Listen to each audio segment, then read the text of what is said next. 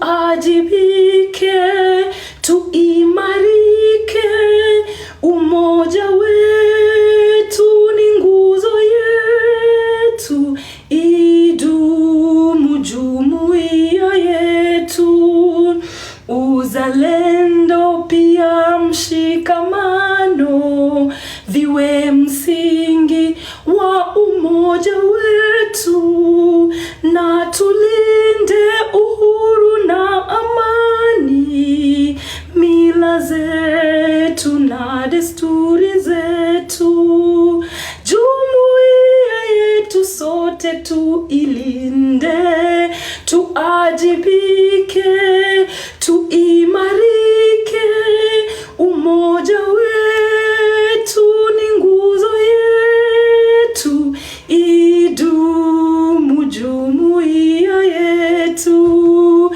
viwandani na hata mashambani, tufanye kazi sote kwa makini, tujitoe kwa hali na mali, tuijenge jumuiya bora, jumuiya yetu sote tuilinde, tuajibike, tuimarike, umoja wetu ni nguzo yetu, idumu jumuiya yetu.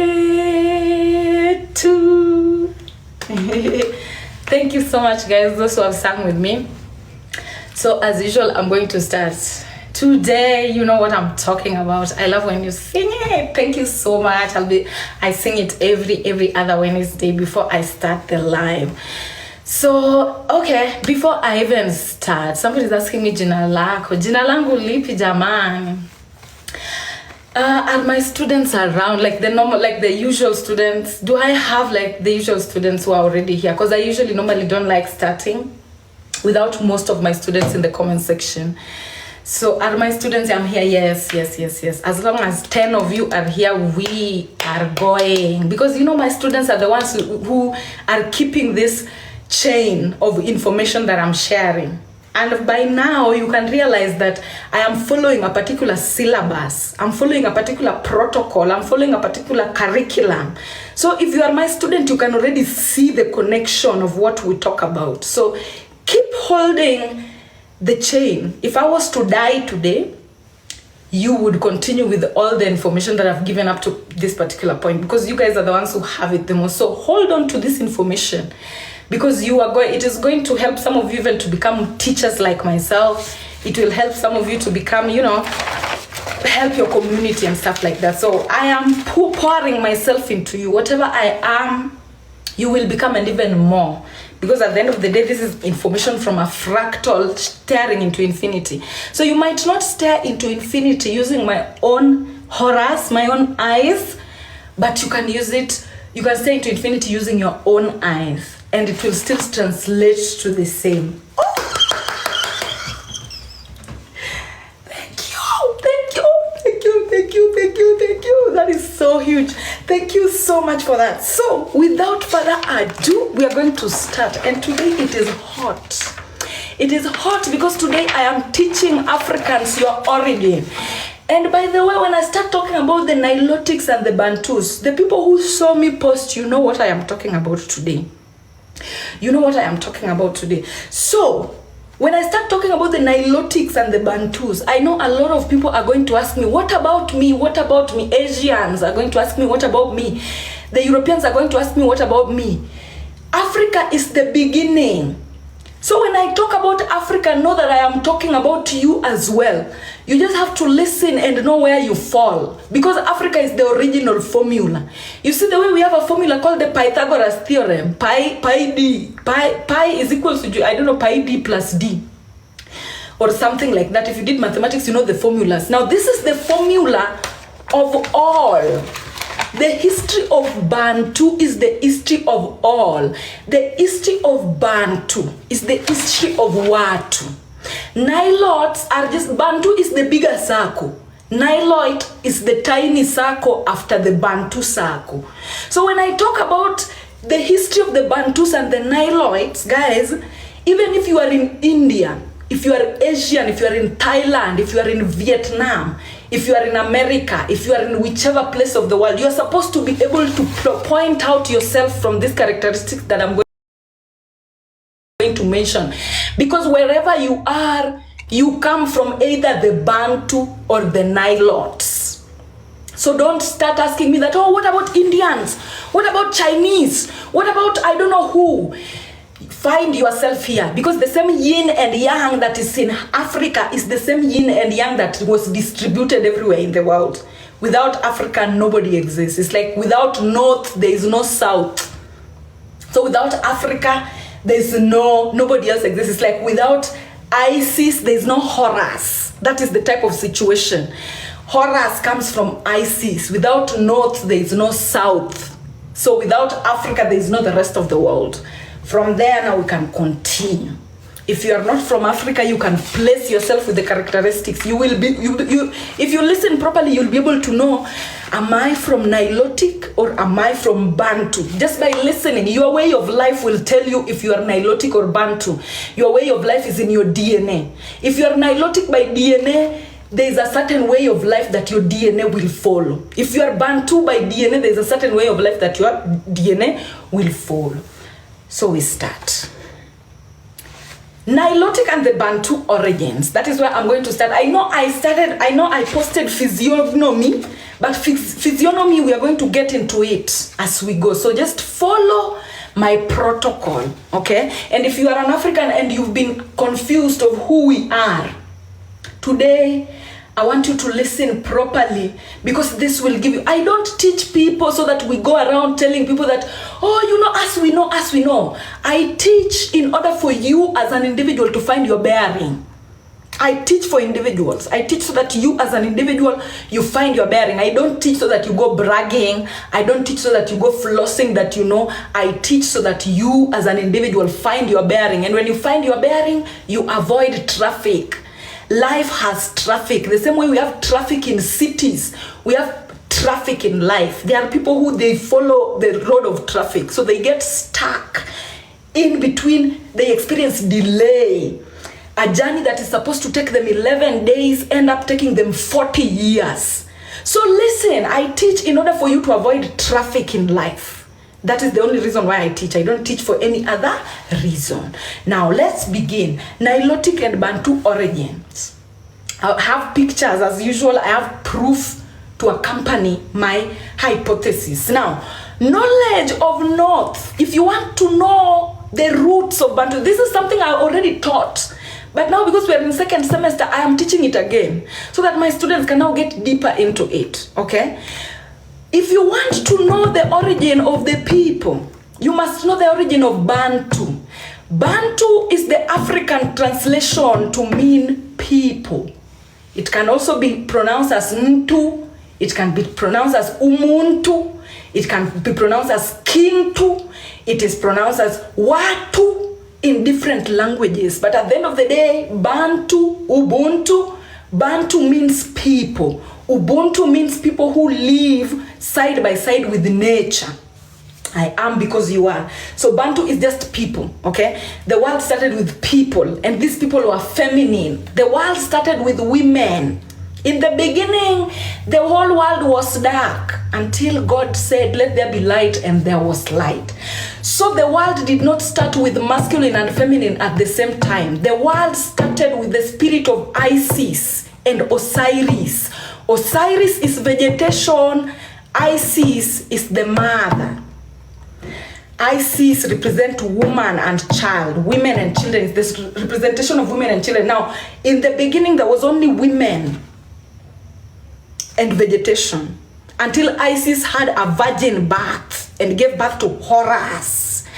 In the beginning, the world was only female Africans, black women, until, and this is it will not make sense to certain people, but if it is making sense to you, keep following. Okay, in the beginning, the world was XX chromosome until God said, let there be Y chromosome, and there was a Y chromosome. In the beginning, the world was dark. You know, darkness is the representation of the divine feminine energy. In the beginning, the world was dark until God said, let there be light, and there was light. Light is the representation of masculine. Masculine are daily beings. They are represented by the sun. The sun is a daily being that becomes alive and dies every day. For 12 hours, the sun becomes alive and dies again for another 12 hours. But guess what is constant? The dark. Even when the sun comes, the default setting on the planet is still darkness. We only see light because the sun is there. If you remove that sun, we go back to the default setting, which is darkness. If you remove men, we go back to the default setting, which is women. Now, stay with me. In order for you to comprehend the origin of mankind, you must comprehend the history of the Bantu. The history of the Bantu is the history of the people of the planet. Now, in order for you to comprehend the history of the people of the planet, the history of the Bantu, you must know. You must have the knowledge of north, south, west, and east. And the representative, the spiritual directions they represent. Listen properly. You cannot comprehend the history of the Bantu or the origin of mankind without first of all comprehending the compass direction, north, south, east, and west, because that is also where we have the history of mankind. Now, Bantu is the original word for people of the planet. Expansion of Bantus is the expansion of the people. No human being expand. And when I say humans, when I say people, I mean you. You are a person. Your history from the time you are born from your mother's vagina up to the time you die, your history is the history of Bantu. You follow the roadmap that the Bantus followed. So when I say that the history of the Bantu is the history of the people, I am saying that the roadmap the Bantus follows is the roadmap we follow up to today as individual beings. I hope up to there we are together. Now, expansion of Bantu is the expansion of the people. Current Bantu locations include, we are going slowly. We are going slowly. Remember, I told you must have the knowledge of the north, south, west, and east. North, south, east, and west in order for you to comprehend the history of the Bantu. So put that aside. I'm going to teach you what north means, south means, what west means, what east means, in order for you to comprehend Bantus properly. But as we continue, I want you to know, I want to bring us to the present moment. Let me take us away from the ancient times of the north, south, east, and west of Bantu. Let me bring us to the present moment. I want you to see, because the writings are always on the walls. The writings are always on the walls. Look at where the Bantus are in our current locations. In the current locations, current Bantu locations include the Central Africa, dominated by the Lingala. I'm not saying Lingala is the only Bantu language in the Central Africa. There are other Bantu languages, but the dominant one, the one with the majority, is the Lingala. Now we have Southern Africa with the majority Zulu. And then we have the East Africa with the majority Swahili. All right? In the South, look. In the South, we have the Zulu. In the Central, we have the Lingala. And then in the East, we have the Swahili. I want you to look at those places, and I'm going to show you in the map shortly. Bantu expansion began from true north. True north. North is the beginning. North is the ISIS territory. I want you to listen, because I'm going to tell you what north, south, east, and west means, and the entities that come with them. Now, north, Bantu expansion began from true north, ISIS territory, towards south and east in the 500 BC. Now, timeline does not matter, because you don't even know what time 500 BC mean for now. As we go on, you will know. But for now, because we have a timeline before the invention of Christianity and a timeline after the invention of Christianity. That is what BC and whatever means. Now, Bantu expansion begins in the true north. Now, ancient history books, if you read ancient history books, okay, if you read ancient history books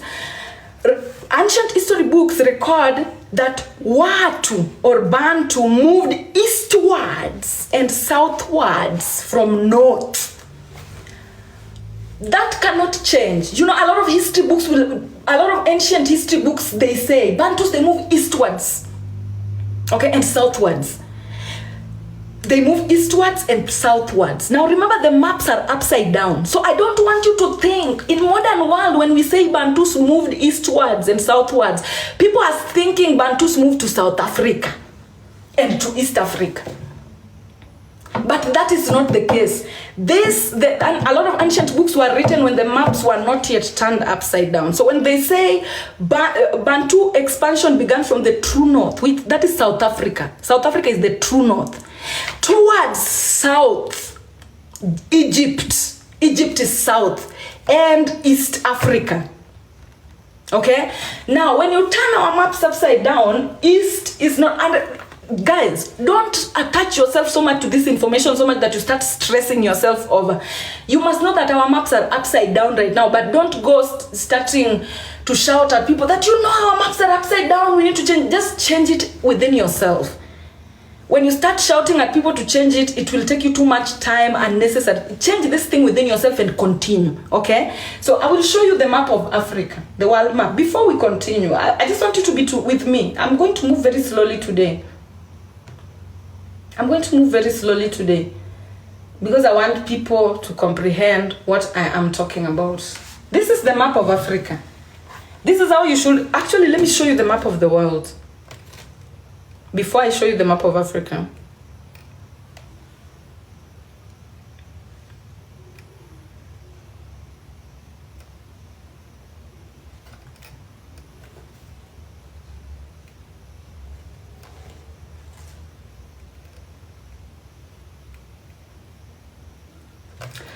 This is the map of the world. This is how it's supposed to look like.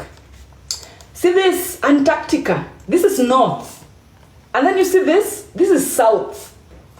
And then you see this? So north is here in Africa. This is the northern part of Africa. And then this is the south. This entire of this is the south. Now this is the east. Okay? This is the east. No. This is the east of Africa. And you will see, I will give you evidence. This is the east of Africa. This side, this is the east of Africa. So all this thing you call West Africa or whatever, it is not. West Africa is east, is the east of Africa, and I will tell you the evidence. And then we have the west of Africa now, west of Africa. Why am I saying this?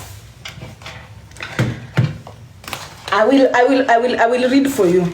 Now, this is how Africans moved. Let me show you. I just want to show you slowly by slowly. Don't rush. Slowly by slowly. This is how Africans moved. Okay? Because ancient books, ancient history books record that Bantu moved eastwards and southwards from Isis. From Isis, Bantus moved up to here, and then they moved east. Okay? They moved east, and then south. They moved east, and then they moved south. This part, this part connects the world to the Middle East. What we call East Africa today connects the world to the Middle East. Listen to me properly. Now, upon reaching Congo, when they were moving, looking at this map, as Africans were moving, and upon reaching Congo, a branch split and moved west of Africa. When they reached Congo, Congo is somewhere here. Some moved here and went out of Africa into Yemen and out. And then others, they moved east to store. They moved east to store the African knowledge at the back of the brain. This is the back of the brain.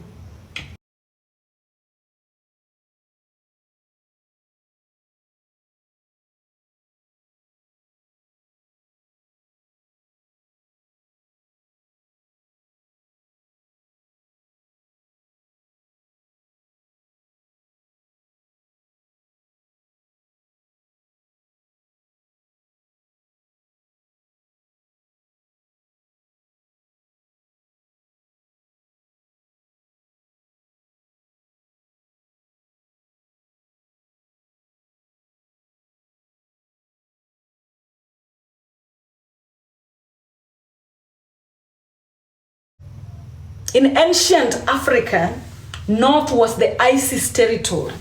Let me even put the map here so that you see it. North was the Isis territory. The territory of Isis is the territory of Mother. Isis, that is the north. North was the Isis territory. East was the Osiris territory. Now, listen to me, guys. As you're looking at this map, I want you to read to you my notes so that you can place it using your own eyes. North is the Isis territory, which is the original base, the base of origin. North is the Isis territory, which is the original base, the base of human origin. East is the Osiris territory. East is the Osiris territory, which is representative of the fertile, mountainous garden of Eden base. Osiris territory is the Niger area. Niger area. That is what became Nigeria, Niger, whatever, West Africa. Osiris. Now, East is the Osiris territory, which is represented by East. East places are supposed to be fertile, mountainous, and the Garden of Eden. South is the Horus territory. South is the Horus territory. South is the Horus territory, and it is represented by expansion and research. Now,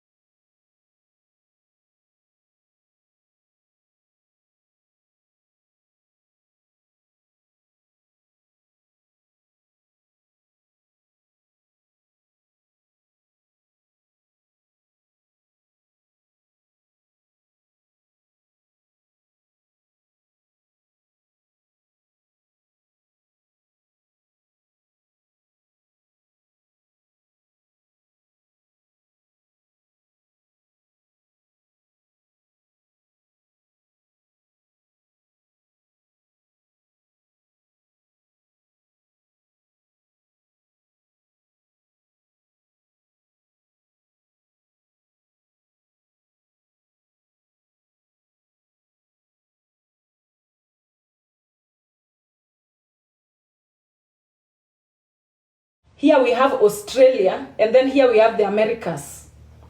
Now look, let me read again because it is going to make sense to you. They call this place the Middle East. This is not East. East is represented by vegetation that thrives, the Garden of Eden. East is not desert. West is what is desert. West is the territory of Set. That is what is desert. Now let me show you. Look at North. North is the origin. Isis territory, the territory of Mother. East is the Osiris territory. Look at East. Look at East. East is the territory of Osiris, and it is represented. Because you know, before Pangea, all these things were together. Before the Pangea, before the breakage of the Pangea, all these things were together. Now look at East. East is the Osiris territory. Osiris territory cannot be desert. Okay? It is Set that rules the desert. It is not Osiris. So you cannot say that desert places are Osiris. Set is the one who is desert. Now South, look at South. South is the territory of Horus. Listen to it properly because it is going to make sense. Now, South is the territory of Horus, and it is represented by expansion and research of Nilotic people. It is the Nilots, the sons of Isis. The sons of Isis are the ones that are responsible for research and expansion on this particular world that we live in. Why? Because it is the Horus that is the one that has fire. Horus was created at the same time that humans invented fire. With fire you can see, you can walk and see. Anyway, I will explain it. It will make sense to you as we go.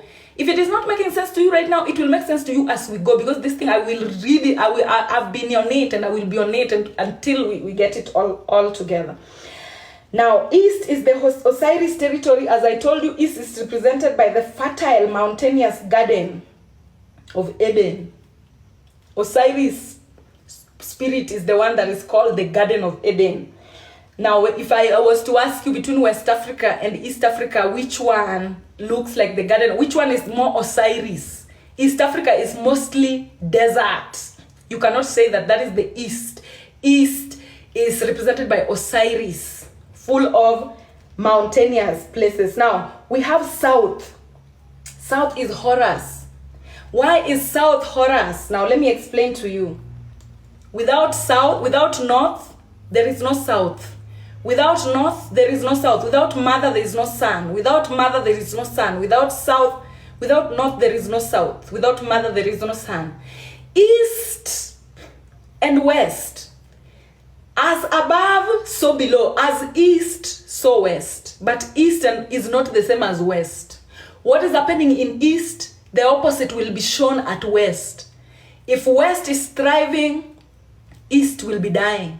If West is Osiris, East is desert. If West is desert, East is Osiris. As East, so West, but East and West are not the same.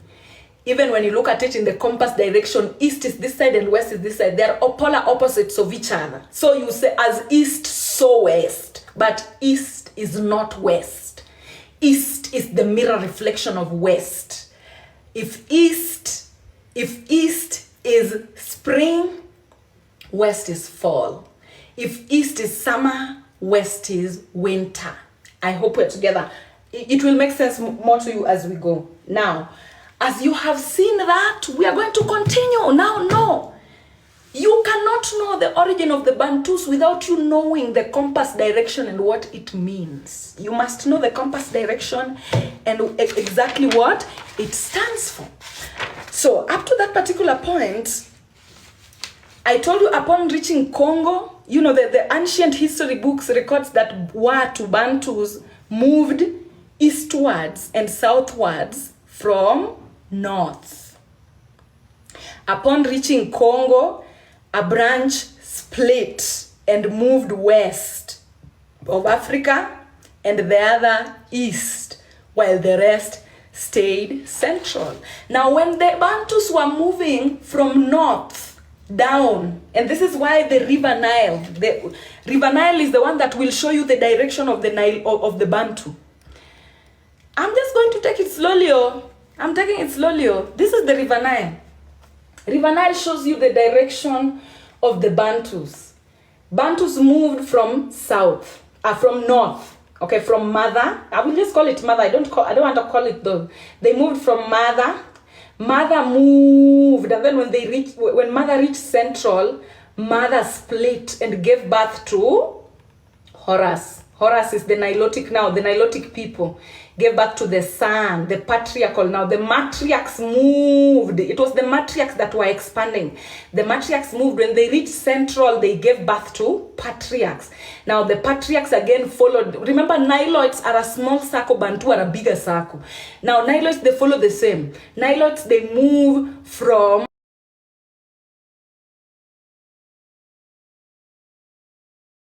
are the mother.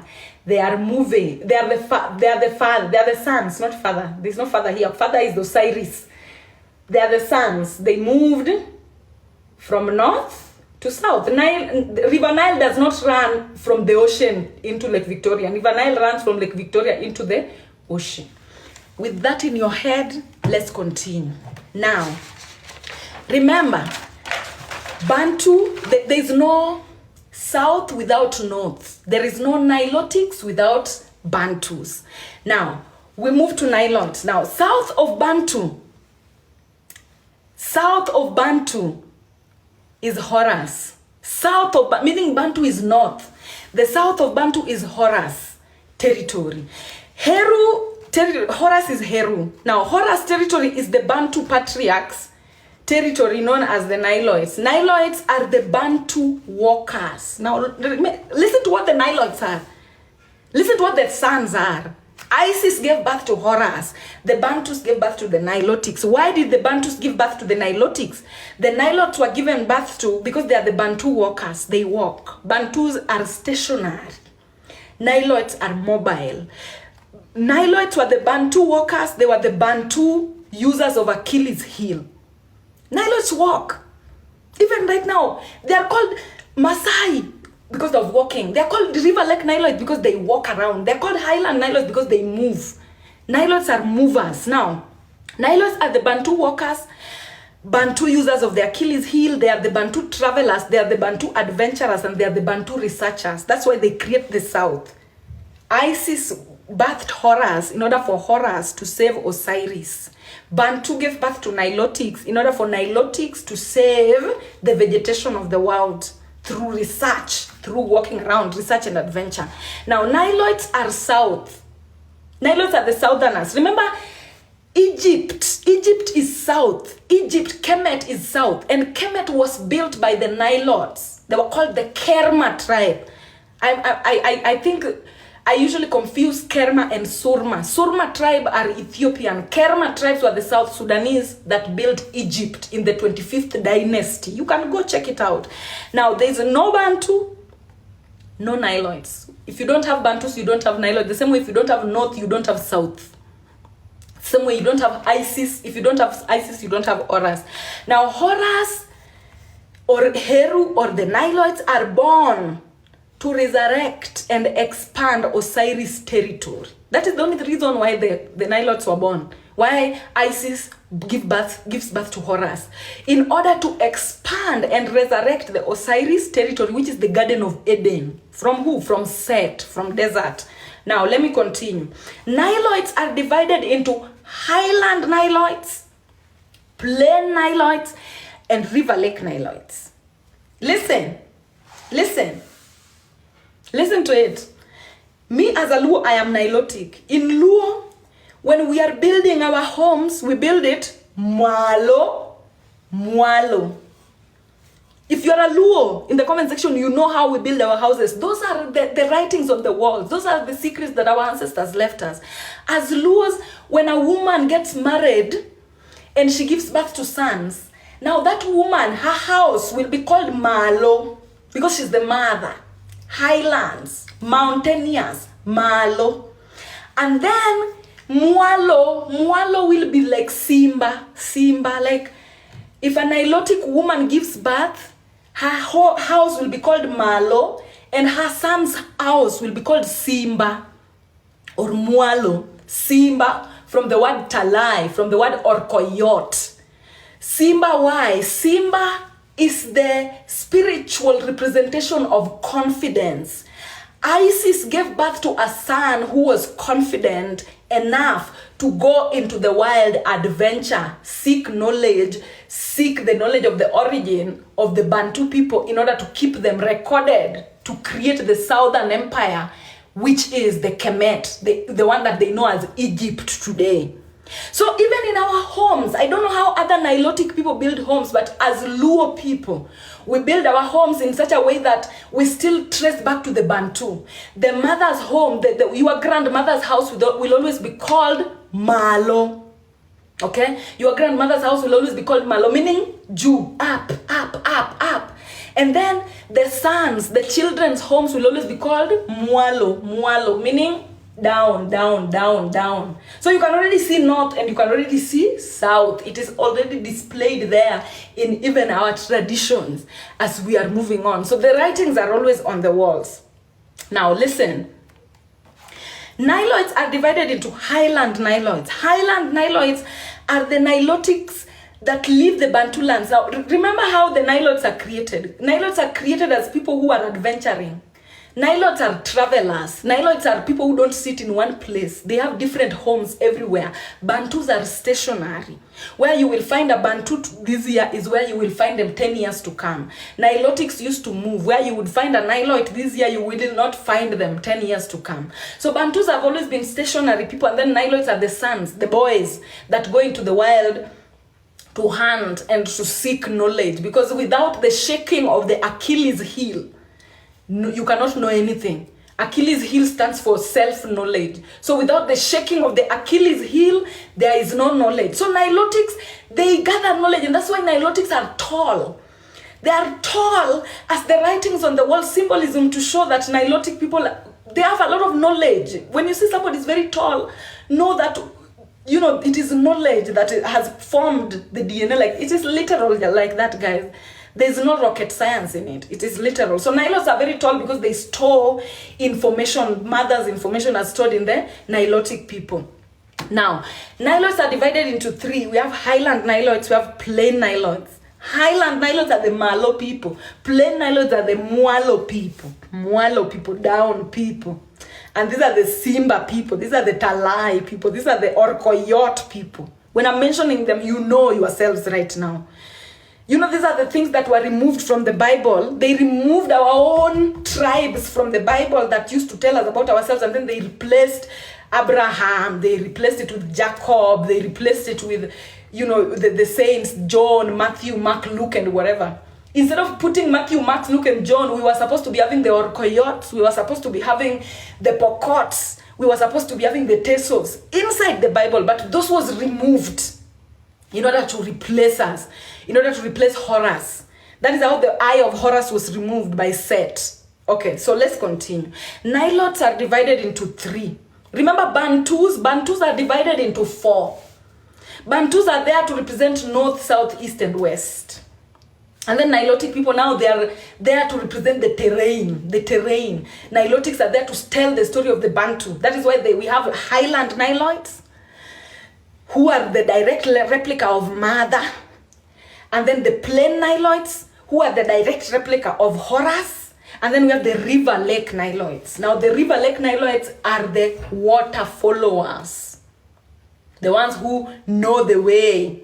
The ones who follow the water. They study the water. And I am going to continue. Up to there, I hope we're together. Because this information is a lot. It can confuse you. Okay? It can confuse you, but I just want you to listen. I want you to listen to it. It will confuse you, but I want you to listen. So, are we together? We are together. Okay. What are the differences between the Bantus and the Nilotes now? Now let's get to the real tea. Let's get to the real tea. The Bantus are the tree crew people. They are the tree crew people. These are the ones who are directly intertwined with Osiris. Bantus are the Isis that are directly intertwined with Osiris. Now we have the Nilotic people, which are the sky crew people. Sky crew people. We have the tree crew people and we have the sky crew people. Now the sky crew people are directly intertwined with who? Horus. This is a story of a mother and a son. The story of Africans is the story of Isis and Horus, and it is the story of a mother and a son. It is the story of family. Now, Bantus are made up of north and east. Okay? Remember what I told you, that what north was. I'm going to go back. I told you that north is the Isis territory and east is the Osiris territory. So Bantu's lands are made up of north and east. North is the Isis territory, east is the Osiris territory. So Bantus are made up of north and east, Mother and Eden, Isis and Osiris, water and earth. So look at the elements too. Because when we are talking about these things, we are talking about element. As long as you are a Bantu, you will not live and survive in Nilotic lands. You will go to Nilotic lands, but you will lose yourself. Your bloodline is supposed to tell you where you thrive. As a Bantu individual, you are a tree crew individual. And your deities are made up of north and east, Mother and Eden, Isis and Osiris, or water and earth. Isis is water. Osiris is earth. Alright? When you cross over to the Nilotic people, Nilotes are made up of south and west. What did I tell you south is? South is Horus. South is represented by Horus territory, and west is represented by Set, the desert territory. Now, sky crew people are made up of south and west. They are the sons and foreigners. Remember, west is foreigners. And then Horus and Set. Son and foreigners means Horus and Set. Set is a foreigner. It is a god of foreigner. Let me tell you what Set is. Set is the desert. Set is the storm. Set is the disorder. Set is the violence. Set is the foreigner. Set is the destroyer. So, Isis So Niloids are made up of Horus and Set. Okay? I want you to listen. Horus and Set, fire and air. So while Bantus are made up of water and earth, Niloids are made up of fire and air. I need you to listen. Listen carefully. Now, another difference is Isis are water, mothers, north, and are emotionally gifted. Isis, Bantus. You are strong water elements. You have strong mother elements. You have strong northern hemisphere elements, and you are emotionally gifted. Niloids are Horus. And Horus are fire. They have very strong fire elements. They have very strong sun. Have you ever seen a sun trying to protect the mother? That is how Nilotics are should be with Bantus. Right now, we are not like that. Right now, you find Luos, for example, in Kenya, Luos are abusive. They're abusive. They call Bantus to gege or something. They give them ridiculous names, which is just showing the disrespect that is there between sons and mothers today. But in the past, actually, Nilotics were very respectful to the Bantus, and they were there to protect the Bantus, to protect, like a son, a warrior that comes to protect the mother, literally. So Horus are fire, sons, and they have very strong south elements and are socially gifted. So listen. You can find yourself here. As I'm talking about this thing, if you're somebody who you are born in the Americas, you don't know where you belong, you will know where you belong when you read these things. When you know where Africans come from, you will know yourself from this thing. Now, Horus are the fire elements.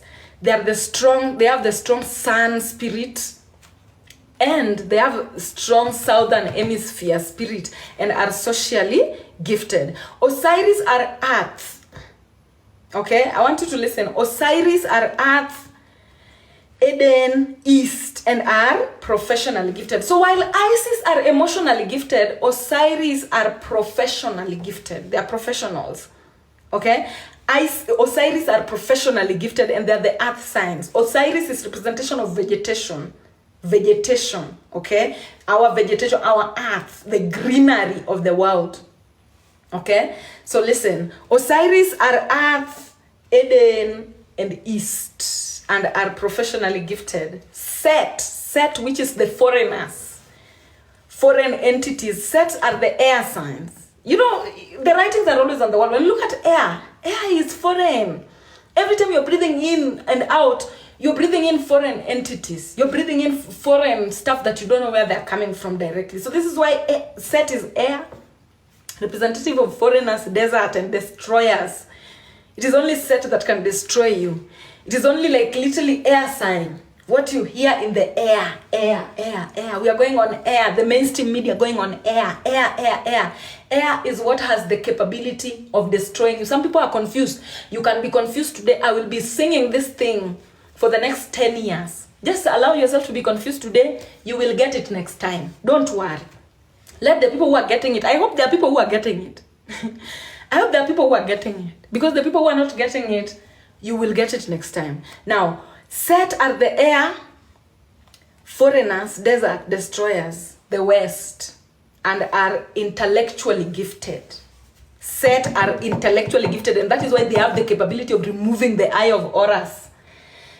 They have the capability of removing the eye of Horus. They are very intellectually gifted. That is why they have the capability of manipulation. They are very, intellectually gifted. If you're an air sign, you can be you are very manipulative because you are intellectually gifted. You can manipulate, you can lie, but again, you can help with development if you follow the correct path. If you follow the path of awakening, which means every destiny has a period of the wilderness. So if you're willing to go through the wilderness as an air sign, you can be very useful to the planet. Now, Isis and Osiris are the matriarchs. Isis and Osiris are the matriarchs that form the Bantus, while Horus and Set are the patriarchs. Horus and Set are the patriarchs that form the Nilotic. So, from looking at this, you can already tell Europeans, they did not come from Bantus. Europeans came directly from the Nilotic people. And this is the reason why you always find that there are Europeans are more related to certain Africans. This is genetically confirmed that so many Europeans and Asians are related to Africans more than those Africans are related to their fellow Africans. Like me and you, I can be African, you are African, but I'll find that there's a European that is more related to me than I am related to you. Why? Because of where they came from. Europeans, a lot of Europeans, they came from the Nilotic part of Africa. They did not come from the Bantu part of Africa. Bantus are very conservative, and they were created spiritually to be conservative. Nilotics were created to be all over the place. And so Nilotic people are the ones who birth Middle East. They're the ones, they move. They mix with the Middle East. They mix with Asians. They mix with the Europeans to create civilization. So Nilotic people are always moving. The writings are on the wall even up to today. Which people travel the most even here in Kenya? Nilotic people are always abroad. They are always everywhere. But Bantus, they stay in their own lands. Bantus, they like to stay in their own lands. Nilotic people are born to naturally be movers. They move all over the place. But then, you know, with that movement, when you know yourself, now you should be knowing how to help the planet. Nigerians are not Nilotic. Yawa, you did not see what I explained. I explained that Bantus, they moved eastwards and southwards. Should I go back? Should I go back and explain? Bantu expansion began from the true north. Look at the true north, South Africa. Bantu expansion began from the true north, which is the ISIS territory, towards the south. Towards the south. They were moving towards, they started from here. When you turn the maps upside down, all the compass directions, they changed. So Bantus, they moved from here, they come up to here. When they reached here, let me read for you. Upon reaching Congo, Congo was the first point of convergence for Bantu people. So upon reaching Congo, a branch of Bantus split and moved west of Africa. West of Africa is here. If you want to see west of Africa, look at the desert. Look at the desert. This is the west of Africa. What they call the Middle East today is the west of Africa. So a bunch, they split and moved west. These are the ones that became Nilotic. And then a bunch moved east. This is east. So usually when you look at the maps today, in order to confuse you, they call it the Niger Congo. They call it the Niger Congo. But all this is Bantu. All this land is Bantu. All this land is Bantu. All this land is Bantu. Bantu. Nilotic is only the small part that is going to the rest of the world. So it is only Nilotic people that were moving out of the world. The Bantus were the conservers of the seeds. The oilskin of the house is not for rubbing into the backs of strangers. The oilskin of the house is not for rubbing into the backs of strangers. That's a Bantu adage. That's a Bantu proverb that showed how Bantus were very conservative. Their things were not for rubbing. Nilotics are all over the place. It is by design. I hope now that person gets what I'm talking about now that I've explained it. And I'm going to go on. Bantus, they carry conservative spirits. Nilotics, they embody pioneering spirits. Now, Bantus are the nurturers. They are the cultivators. They control the seeds. If you read basic history when you were young, you knew that Bantus are the cultivators. They live in fertile lands. Their lands are naturally fertile. So they are the farmers, okay? They naturally had the farmers. That is what they do. Nilotic people are explorers, hunters, fishers, grazers, and travelers.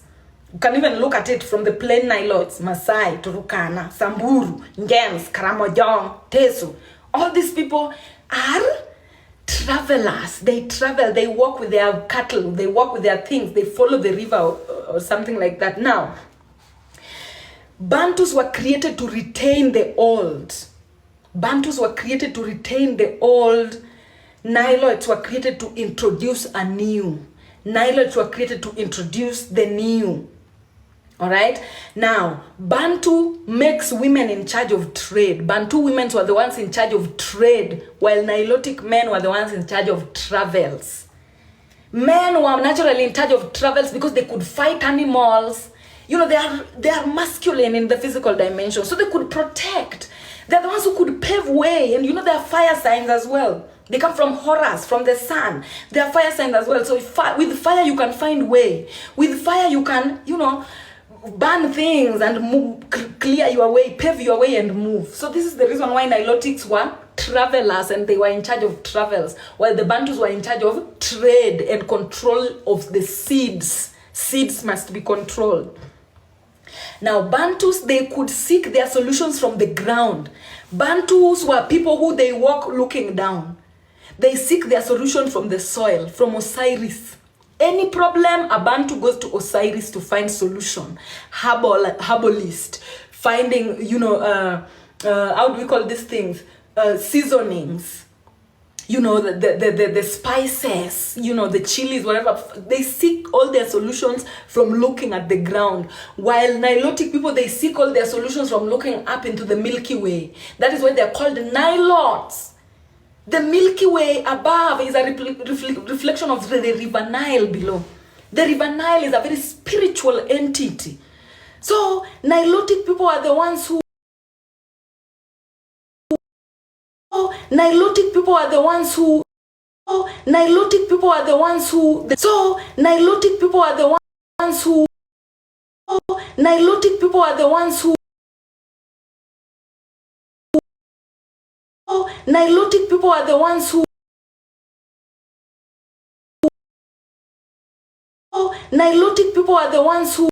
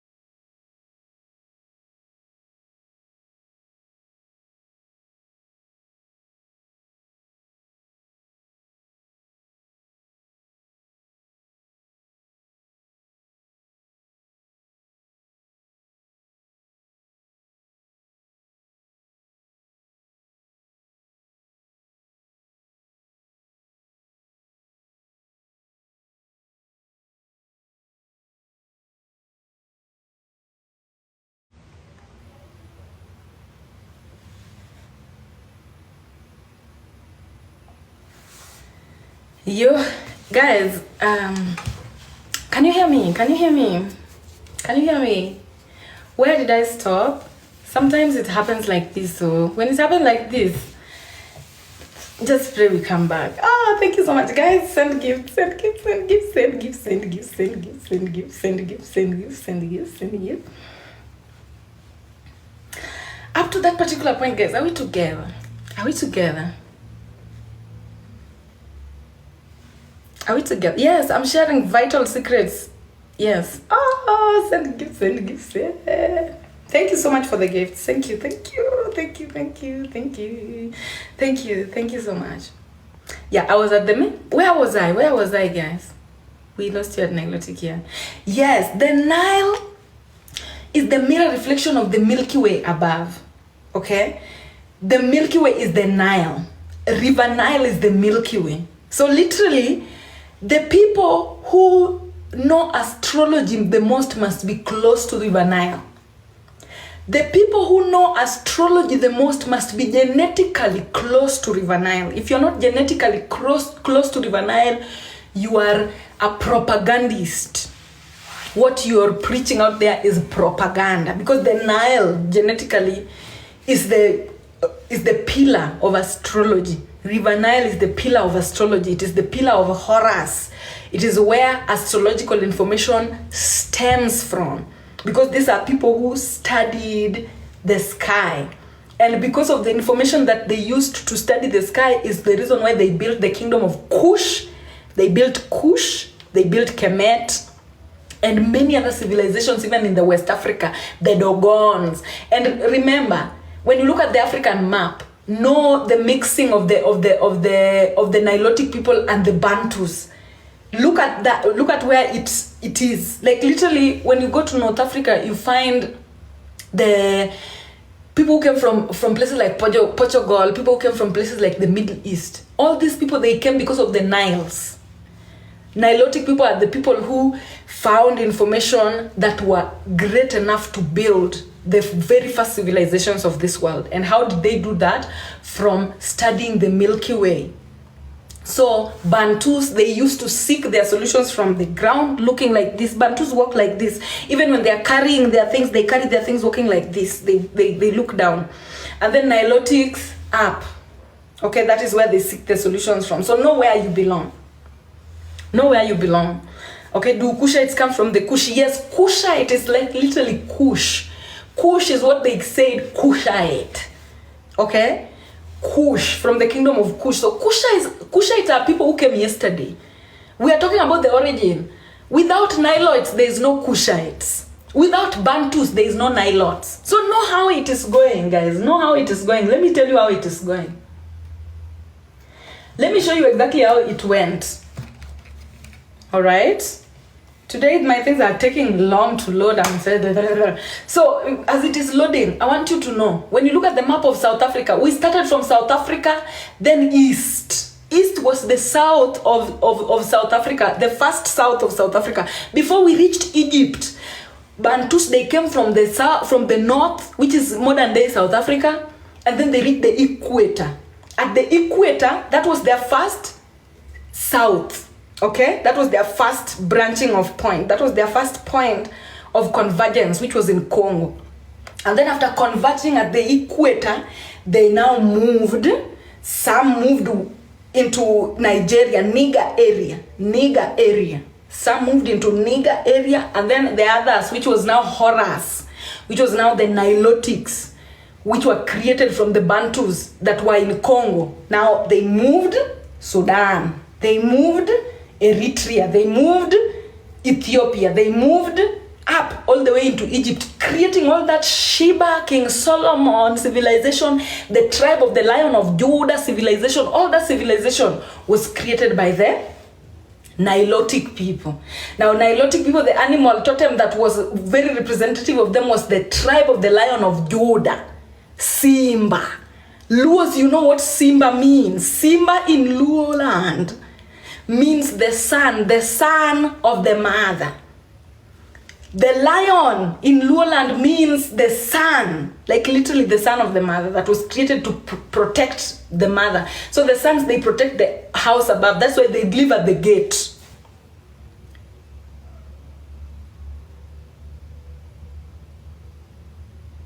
They're asking me again if I'm a robot today. Let's just answer and go.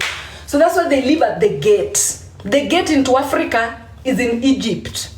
That is the gate that enters into Africa. But before you reach mother up in South Africa, you must pass the Nilotic people. So the Nilotic people are the Simba. People who know what I'm talking about, you know what I'm talking about. You know what I'm talking about. The writings are always on the walls. The son was created to protect the mother and the land.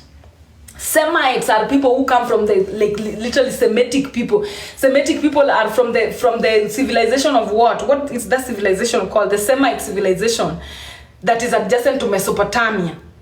So Semitic people are also foreign to Africa. These are all Set people. That's why wherever they go, it is desert. Set live in desert. Set, wherever they go, it is deserted. It is a desert place.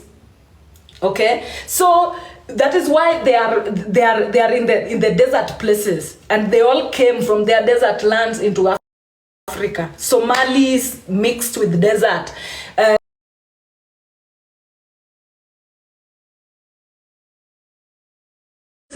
Secluded themselves. For the longest time, Somalis would say, "We are not Africans. We are not African." Even Ethiopia, they would say, "We are not Africans." It is because they are not purely African. They have a mixture. They are a mixture of Nilotic people and the Middle East. And this is why I usually tell you, these are mistresses. They will never, their loyalty belongs to people who are winning. If you become rich, if blacker, darker people become rich, you will see the Middle East siding with blacker, darker people. If you become poor, they are leaving you alone. They are going to lick the ass of the white man. That is how it is. And you should not even be mad at them. It is genetical. That is where their genetic position places them. All right, so you should know all North Africa, Tunisia, Morocco, All of it, when you come all the way, you are coming to Eritrea, Ethiopia, you are coming, all these people who are next to the Middle East, all these are seeds from the Nilotic people. The mixture of Nilotic people trade with the Middle East. It is simple. Simple as that. Simple as that. Yes, they are very watermelons, but at the end of the day, black people, you will need to love yourself. When you love yourself, you are like a black hole. You pull everyone to love you as a black person. The moment you love yourself, all the sets will love you. All the nifty skilled children will come to love you. But if you hate yourself, they'll hate you too. They cannot love you without you loving yourself. Never. They cannot. So that's what it is. That's what it is. Up to that particular point, that's what it is. And like I wanted to show, let me just show it. So the migration, how it happened. We came from mother. In Luo land, this is where mother is Malo. The son is Simba, down. Okay, down. Now we came from mother up to the equator. The first south of North Africa, this is North Africa. The first south of North Africa was at the equator. When they reached at the equator, they gave birth to masculine entities. Now the masculine entities are the ones now they moved this way. The Bantus from Congo, they moved this way, and some of them moved that way. Self-explanatory. Self-explanatory. So I hope you guys can hear that. Now, European and Asian cultures follow the same yin and yang philosophies. If you are in Europe, if you are in Asia, every Asian country has black people. Dark black people. Those are the Bantus. Those are your Bantus. Like, for example, when you go to India, you have very dark Indians. And then you have light-skinned Indians. The dark Indians, those are your Bantus. And then the light-skinned one, now those are the Nilotics of India. When you go to China, they have very dark people and they also have very light people. It is yin and yang. You go to Thailand, it is the same. Every part of the world has dark black people because every part of the world has Bantu. When the Pangea happened, also know the Pangea, the split of the African lands. When the split happened, the people who went there, nowadays, a lot of Americans say that, oh, we are indigenous to the Americas. Me personally, I don't want to come in and tell them that, oh, you are not. Because probably when Pangea happened, maybe it split, the land split with certain black people and went there so that they were indigenous to those lands. We don't know, but you come tell us your history. This history that I'm saying is for Africa. It is not for the outsiders. Me, I am focusing on Africa the most. That is where I do research the most and that is where I read the most. So even you guys who are outside of there, just know that you have Bantus and you have Nilotic. Bantus are the darkest, the darker people.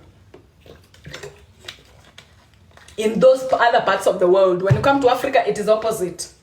In Africa, Niloids are the darkest. Why? Because of the sun, getting burnt by the sun a lot. That is who we are.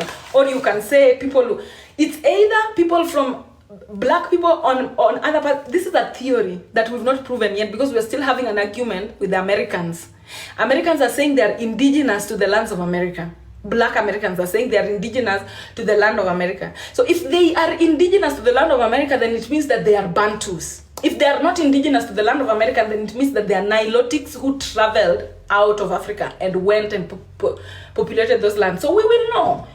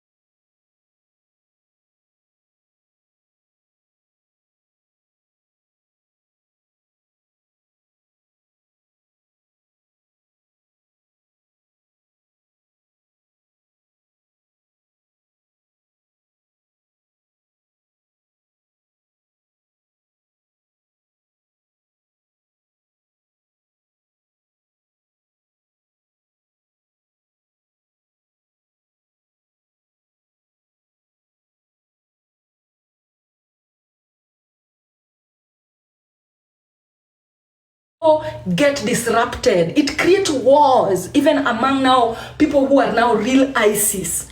Because imagine if an ISIS, a fake ISIS is up there, everybody is going to look at all ISIS spirits as that fake one.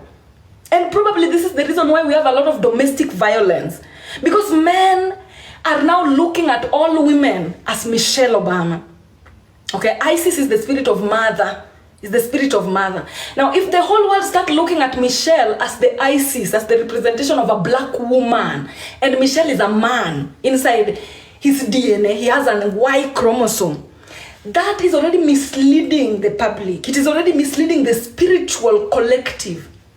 And when it misleads the spiritual collective, now when people look at, because remember, celebrities or leaders are flags. Leaders are flags. They are a representation.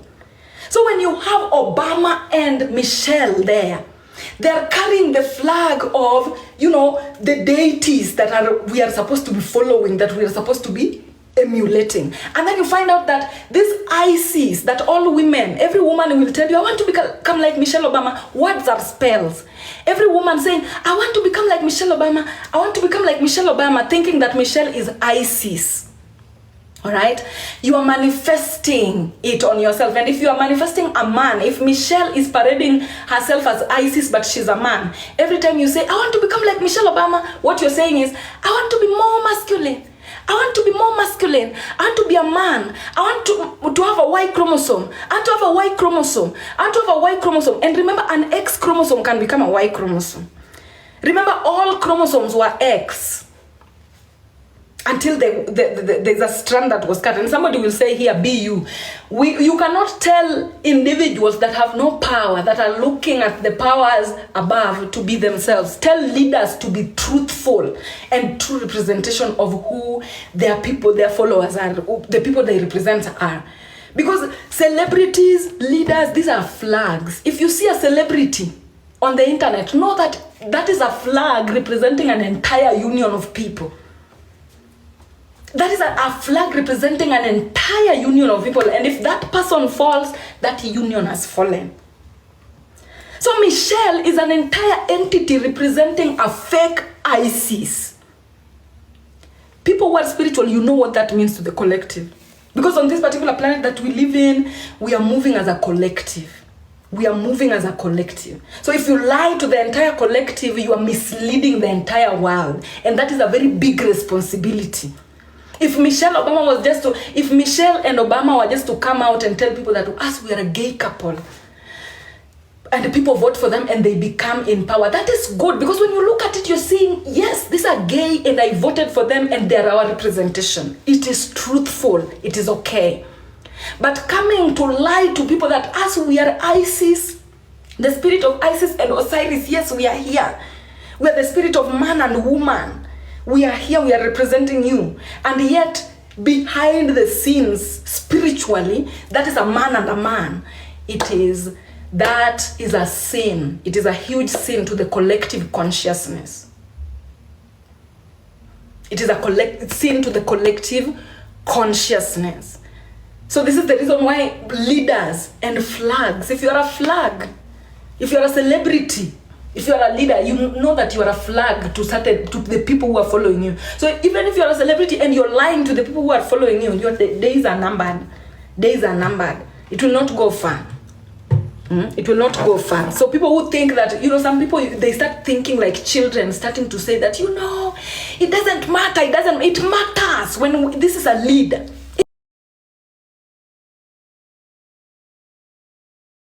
Kenya, and make sure that the flag of Kenyans is gay, the gay flag, and yet you've not told the Kenyans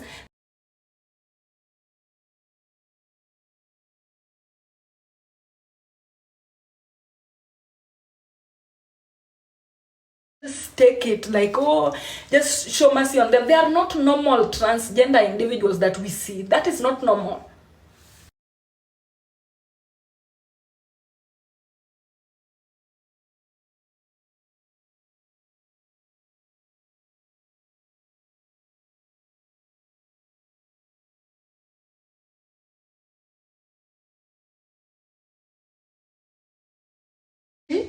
Is she an XX chromosome? So no. So the truth must always be told in order for people to move forward responsibly and in a way that is straightforward. Now, yeah, I'm going to continue. Yeah, exactly. See? Some people are even asking that, is she? I will tell you that Mimi, I had this rumor when I was in university. Almost, I think 9 years ago, or I don't know when I was, when I was in first year, actually, I joined university and I had this rumor. I did not believe it. In fact, I saw the rumor and I was like, the fuck, that does not make sense. But you know, where there is smoke, there must be fire. 8 years later, 9 years later, I come across now evidence of that woman who she was being asked, do you think we'll ever have a gay president? And then she says, we already have. With the Obamas. We already have it with the Obamas. You know, an LGBTQ individual was asking, will we ever have an LGBTQ president? And then the woman said, we already have it. With the and so many things. Just research it. Just go and research it. For me to talk about it publicly like this is because I've done my research and everything is pointing at Michelle being a man. Michelle is an XY chromosome. Okay? And it has taken me 10 years to sit on this for me to come and say it. She is. You know, she is. He is. Or whatever. I don't care. Just tell people the truth. Tell people the truth. I don't care about your personal life. But if you want to be a flag to anybody, stand up with your truth. Stand up to your truth, you know. Come and tell people that, you know what? And this is the reason why Michelle Obama is a man, and this is the reason they are trying to access the moon. Michelle Obama is trying to turn into a woman because she knows that it is possible. She knows that the XY chromosome, the Y chromosome can attach its X again. They know these things. But you know, if you don't have the spiritual vagina to do it, you cannot do it. It is possible to turn from a man to a woman. That is what is spiritual ascension. And as we continue, I will teach you how it happens. But you cannot do it through shortcut. Through the shortcut of the Europeans, through the shortcut of the set. Without going through the period of the wilderness. You cannot. You must go through the period of the wilderness like everybody else in order for you to gain spiritual gifts. In order for you to find your awesome.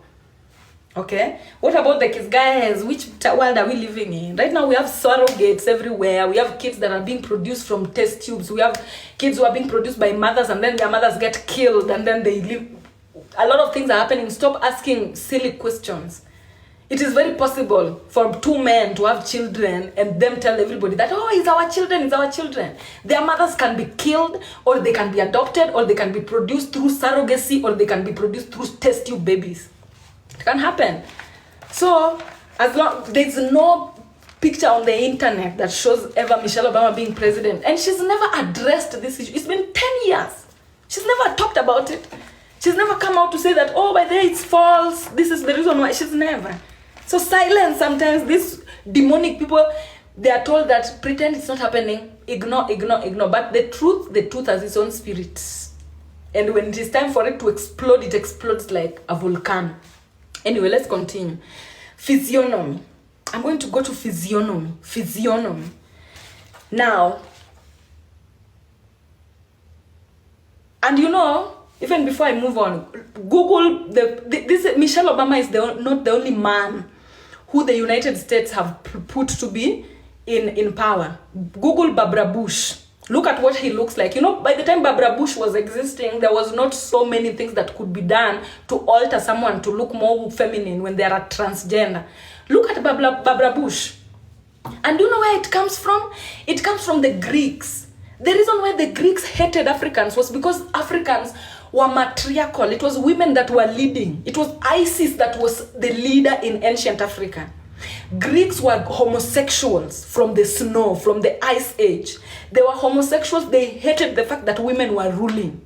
And because they hated the fact that women were ruling, they decided to turn the entire system of the world upside down, the maps upside down, so that it seems like the patriarchs are the ones with the power. And that has, they've stretched it up to today. Up to today, the Greeks that were homosexual are the ones that are the reasons why we have Michelle Obama. They are the reasons why we have Michelle Obama. They are the reasons why we had Barbara Bush. They are the reasons why we had Macron's wife. And there are so many. It's not there. So many. United States, it's full. You cannot tell who is a woman and who is a man anymore in the United States. You cannot. There are so many. There are so many. And you know, they thought... These people thought that men can give life. They've been trying to get into the moon, to go into the moon, to go into the moon, just so Michelle Obama can have a period. You cannot. Guess what? It is a woman that creates life. And even if Michelle Obama was to be made a woman, it is a woman that is supposed to do it. Because it is the woman that is the direct representation of creation, of the creator on this particular planet. But guess what? They looked at the woman, they lifted their noses and said, the black woman is going to be treated like trash, bottom of the barrel. And they think that treating the black woman like trash, bottom of the barrel, they are still going to access the moon. Never. Cannot. You cannot. They want to access the moon so that now they make it possible for men to create life. Cannot happen. Not when ISIS is alive. Women cannot be erased. It is impossible to erase women. And that is what they've been trying, to erase the woman. In order for... I mean, you saw it happen. If it wasn't for TikTok, they would have erased the woman by now, because they would have changed the name of... The way they were changing the name, the debate that we were having. That as long as you are transgender, don't call me transgender, call me a woman. That was Michelle pushing for that particular... That was Michelle paying everybody to push for that agenda, to make sure that... You know, whether they are trans or they are cis or whatever, woman. Because she wanted to come now to the public. Do you know what Michelle wanted? Michelle wanted now to come to the public, and after the public has accepted that, be it trans or whatever, it is called a woman. Now she wanted to come and now say that, you know, even me, I am a woman. You know, even me, I am a woman. After they've changed it in the dictionary, it did not work. It did not work for them. They had planned this thing, but TikTok came and told them, yeah. Because it is because of TikTok that everybody said, don't call me a cis woman. Every XX chromosome said, don't call me a cis woman. I am a woman. And you are a transgender. They wanted to say that, you know what, remove that transgender now, let's all go. Because Michelle, she wanted to come and tell everybody to accept her after transitioning and deceiving everyone. But guess what? If she wanted acceptance, she would have started with trying to make people accept her. Because the people is God. But it is too late. The time that she was supposed to be talking to people, she would have made people accept her from the beginning. Not lying and lying and lying and then turning the world upside down and then coming for people to accept you. Cannot happen. If you want acceptance, you start with the truth. And then now people decide that, okay, we are going to accept you or we are not. But they did not want to go through the path of the wilderness. Every destiny has a period of the wilderness. They did not want that period of the wilderness. They just wanted to go straight into turning everything and then forcing everyone now to come and accept. But TikTok said, fuck off, bitch. Because they were already doing it. Without TikTok, they would have succeeded. I'm telling you. Right now, we would be living in another dimension. Imagine that dimension. Imagine the dimension we'd be living in. In a dimension where accept Michelle Obama is a woman or die. Accept Michelle Obama is a woman or die. That is where we would have gotten to. Because that is how they started with black people. Accept the white man is God or die. Accept the white man is God or die. But during our ancestors' time, we did not have TikTok. So they used force, the Nazism force, the Vatican force, the Roman Catholic Church force. Have you seen how the Roman Catholic Church punish? Have you seen how they used to punish? Even up to today, have you seen their systems of punishment? That is what they wanted to do. But guess what? TikTok came and told them, bitch, it's time out. Get out. Get out. Get out. And I know she will never... And then she got a chance. They got another chance to tell the world the truth through that film of theirs. They did not choose it again. They missed the mark again. They missed the mark when they were told, now tell the world the truth about yourself. Look at what they produced in leaving the world behind. Look at what they produced. That was a chance for them to not miss the mark. They would have used that chance to tell the whole world the truth about who they truly are. But guess what? They used that chance again to try and manipulate. These are manipulative, demonic people. They are not even repentable. They are not sorry.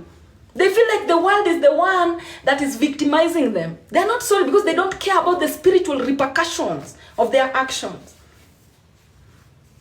They got a chance to tell the world the truth. Instead of telling the world the truth, they came up with a movie, Leave the World Behind, talking about nonsense, trying to incite the world to hate China. Now, I'm telling you, they don't, Sirius is back. That's how you know Sirius is back and nobody's home. Nobody's home with the Obamas. Sirius is back and nobody's home. The Obamas don't even know the astrological timeline we are currently on. That is why they are making the type of mistakes they are making. They don't know where the people are. They don't know the consciousness of the people. They think the people are still stupid the way our ancestors were stupid. They think the people are still stupid the way our ancestors were stupid. And that is why they missed the mark. They missed the mark. Because now the vibrations are high. People have already opened their brains. And once the brain is open, it never goes back to its original position. Once the brain is open, it never goes back. That's a philosophy. Once the brain is open, it never goes back to its original position. Right now, people are becoming electric. People are becoming very dangerous. And that's why you are seeing a lot of celebrities are afraid. A lot of celebrities are afraid to even post on the internet because the people are becoming electric. The people are becoming the high of auras. People are developing the eye of auras that when you post nonsense, they see it immediately. When you post manipulation, they see it immediately. When you post lies, they see it immediately and they retaliate immediately. And guess what? The people is God. And when the people wake up, only the godly will thrive. Only the truthful will thrive. Only the authentic will thrive. Anybody else will be so scared. They will be like water and electricity. They will not want to be anywhere. And that is how you're going to see a lot of celebrities are going to become trash. Their dreams are going to be trash and they're going to fall down. Why? Because they don't have the audacity to stand in front of the people and be themselves. When the people are awake, when the people are the marking scheme, it becomes electric. And those who are false go to hell. And that is what it is. So people also become more electric. I love it.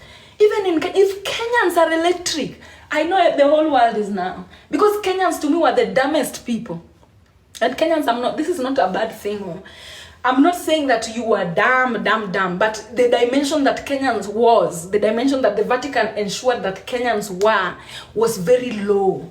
But if Kenyans have managed to get their brains up, I'm sure the whole world now. I'm sure but the Kenyans are not worse than Uganda. But if Kenya is waking up, Kenya is the only one I'm seeing because Kenya is the one that has the eye. Kenya is the one that has like Victoria. That is the eye. If Kenya can see, the whole of Africa will see. If South Africa can speak, the whole of Africa will speak. If West Africa can think, the whole of Africa will think. That is what it is. If East Africa can see, the whole of Africa will see. If the southern of Africa can speak, the whole of Africa will speak. And if West, the Niger area, the Nigeria can think, the whole of Africa will think. That's what we are. That's the totems that we have now. Let me continue with physiognomy. Yes, we are interconnected. Now, I'm getting into a deeper topic now, physiognomy. Physiognomy is the science of totems. Totems and masks. Totems are masks.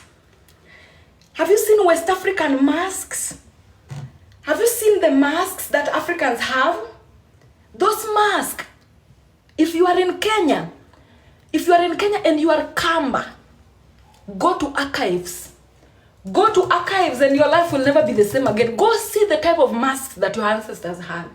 And I'm just trying to type here just to show you some. Now, physiognomy is the philosophy of masks. Let me just type it. Physiognomy is the philosophy of masks. Look. These things are not foolish. These things are not foolish.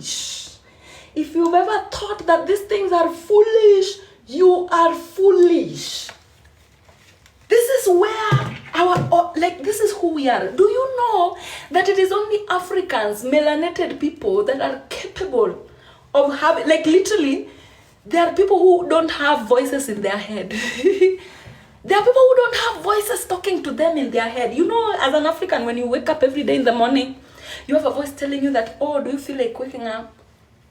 Oh, what do you feel like doing right now? If you are an African and you don't have that voice in your head, go to the Vatican and sue them, because they are the reason. But if you are an African and you have that voice in your head, don't think that everybody has it. And it is because of that voice that you are capable of showing up as different entities. These masks are supposed to be there to help you dress up your inner Kiyama. Remember that inside you, you have a cruel entity. Inside of you, you have a very polite entity as an African. The Kiyama is the council of elders within. Inside of you, you have a very funny entity, a joker, a comedian. Inside of you, you have an entity that is very serious. Know all those entities inside of you. Know them by name, because those are the reasons why we use this now. Your inner Kiyama is the reason why we use this. Every time you want to dress a particular entity, Africans have your masks. And Africans, we have masks already. Now, let me tell you the spiritual masks that we have. In Kenya, there was this lady who came to Kenya. This lady came to Kenya, went to Watamu. Everyone, I think you know this story by now if you're in Kenya. Went to Watamu and wanted to, build a club or something in Watamu. And then she met a Kenyan who, according to her, she thought that this Kenyan was such a her friend. And when that Kenyan did her dirty, she did not believe it. Now, the ability to camouflage, that is the ability to use masks. And you can only camouflage if you know the entities inside of you. There are entities that will require you to act dumb. There are situations that will require you as an African, even if you are the smartest person in the room, it will require you to be the dumbest person in the room. That's a mask. There are situations as a Kenyan that will require you to love someone, but you don't feel like loving that person. But your ability to pretend like you love that person is here. It's here. And some people might look at it as negative, but this is the reason why we need shadow work. Because these entities, they help you get out of trouble if you're using them properly. They will help you dodge traffics if you are using them properly as an African. These entities, the ability to be more than one person or more than one entity at a time. That is the philosophy of masks. And that is what we call physiognomy. Now, when it comes to physiognomy, according to Europeans, physiognomy means is the belief that one can deduce a person's character from their facial features. Remember, your face is your mask. And you don't have to use physical masks. This face of yours can change. As Africans, sometimes you will be talking to an African and an African will just tell you, and you will know what they mean, or they'll just do something like Africans, you can speak with your face without ever opening your mouth. And that is what is called physiognomy. That is the philosophy of physiognomy. Your ability to just speak using your face. Africans, you know what I'm talking about. I cannot explain it, but I know you know what I'm talking about. Africans are the ones who will be like, have you ever seen other people do it like indulgently the way we do it? Have you ever seen people express their physiognomy the way we do it? Nobody. Like, Africans are the ones who, we have telepathic communication just through the face, through body language. You can already tell what an African is feeling. If you're an African, you will tell through the body language and the face. Other people, they don't have that. And you should thank your God. It is because we have so many ancestors. Our ancestors are so many, in so many different dimensions, that they express themselves multiply in one entity. Yes. When an African tells you, you just know. You just know. Yeah, you just know. Like, so those are the masks. And this mask, you must train yourself to utilize them, because it will help you a lot. It will help you from explaining yourself to people. It will help you from, having to do too much. Now for this place, we know they overdo. You know they overdo now. You will just be like, you can express with your own body. Now, let me get into physiognomy. Physiognomy is the science of masks and totems. Masks and totems, they go together, because remember, they are representation of what is within, the inner kiyama. That inner kiyama, the moment you're getting them out, they express themselves as totems and also masks. Now, according to Europeans, led by the Frenchman Charles Lebrun, physiognomy means the belief that one can deduce a person's character from their facial features. Thank you so much. Now, wait. I don't want to read too much. Now, there's this book called The Passions of the Soul, written in 1649. It stated that emotions present in a human soul are caused, maintained, and strengthened by the movement of the collective spirit. This is the reason why I was telling you Obamas should have told people the truth. Because listen, this book, Passions of the Soul, 1649, says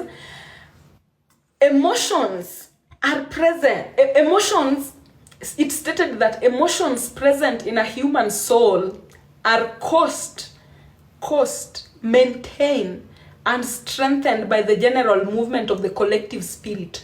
Chai. Do you know the representation of chai? X chromosome. X chromosome is what represents chai. Listen to this again. Passions of the Soul, 1649, stated that emotions present in a human soul are caused, maintained, and strengthened by the general movement of the collective spirit. The collective spirit is the collective tea, the collective chai. And let me tell you what this means. For example, you today that is watching me, Maria, this Maria that is telling me I have a nice chat, thank you. Now, this Maria that is watching me here today, if today I am to come and tell you that, by the way, Julius Malema won the South African elections. If I was to come and tell you that right now, and you're somebody who you know geopolitics, you're interested in it, and you know where the world is going, that news, that tea, it is gossip, it is tea, it is chai. When I tell it to you as somebody who is directly, knows geopolitics, it will change your soul. If I come and tell you, by the way, Juju lost the South African elections, and you're somebody who you know geopolitics, it will change your soul. This is the importance of tea. Because according to this book states that emotions present in a human soul are caused, maintained, and strengthened by the general movement of the collective spirit. So this is the reason why I say things like Michelle Obama lying that she's a woman and she's a man. It affects the collective spirit. And it is the collective spirit that drives individual souls. If you were to sit in your house from the time that you were born up to now, you were just seated in your house, 20 years have passed, you're talking to nobody, you're just seated in your house, you're talking to nobody, you are listening to nobody, you're getting tea from nobody, you will die like a grass growing inside a house. Have you ever seen a grass growing where there is no sun? Have you ever seen a grass growing where there is no sun? You will die because it is the collective spirit, the gossip, the chai that we get in the collective spirit that strengthens our individual souls. So what does this mean? It means that all of us existing right now, we are directly connected to each other. Guys, before you existed, a lot of time passed. And after your existence, a lot of time will pass. So what is the probability that you are existing here right now and I'm existing here right now as well? It means I have everything to do with you and you have everything to do with me, and that is why we are existing now. If I had nothing to do with you, I would have existed in the 1st century and you would have existed in the 24th century. But the fact that we are both existing in the 21st century already means that we have everything to do with each other, and our collective spirit is what is strengthening our souls. So it's not a coincidence. So this is the reason why everybody that exists in your timeline, you should look at them as you are equal. They are your equal. I am your equal. Michelle Obama is your equal. Donald Trump is your equal. Julius Malema is your equal. Who is that man again? I don't know this Chinese president's name. But that man is your equal. Everybody in your timeline is your equal. You should never look at them like this or like this. You should look at them like this or like this. East or west. Are they your east or are they in your west? Because people who existed in your north came before you. People who will exist after you will come after you. But right now, we exist together, and I'll repeat it here. And this is the reason why this statement is important. Passions of the soul states that emotions present in a human soul are maintained, caused, and strengthened by the general movement of the collective spirit. So everything that is happening in my life is affecting you. Everything that is happening in the life of Obama is affecting you. Everything that is happening in the life of everybody that exists at this particular point in time is affecting everybody that exists at this particular point in time. So know that. Because when you know that now, you start to move properly, knowing that when you fail your timeline, you're failing your timeline. We are like in a stream. We are living in one timeline. The way we are, it has never been this high. There's no point in time that population has been this high. And why is population becoming this high? Because the great reveal is going to happen, and it needs everybody awakened. Everybody must go. You know the story of eschatology? You know the eschatological tale where they say that all the dead will wake up, all the spirits will come, everybody will be present when the great eschatology is happening. And that is what is happening currently. The population is going to increase eschatology, and then population reduce. That's what it is. Now, let's continue. From the 20th century, European civilization made leadership based on spiritual hierarchy and civilized. Now remember, it is because of physiognomy that Africans would be able to choose their leaders. It is because of physiognomy, because Africans believed that your face shows everything that is going on within you. Your face shows everything that is going on within you. And so the formation of your face was able to tell Africans whether you are high vibrational or low vibrational. And so high vibrational beings were the only ones. Everybody could see them. They looked different. They looked a certain way. So high vibrational beings were the ones who were in leadership positions. But when Europeans came, they said from the 20th century, just yesterday, from the 20th century, European civilization made leadership based on spiritual hierarchy and civilized, and introduced meritocracy. They introduced meritocracy. Do you know what meritocracy is? Going to school, graduating, and being given a white man paper. And when you have that paper, if you don't have the white man's paper, you cannot travel. If you don't have the white man's paper, you cannot get a job. If you don't have the white man's paper, you cannot do anything. So you cannot become a leader. So they changed our leadership, which was based on physiognomy, and changed it to become based on meritocracy. And that meritocracy comes from you going to European schools, studying the European systems, graduating from the European, dockets, them telling you that by then you are qualified or not. And then after that, whether you are high vibrational through physiognomy or not, they don't care. What they care about is what is in your papers, what is in your papers, what is in your papers. So that is the reason why you have people like King Charles.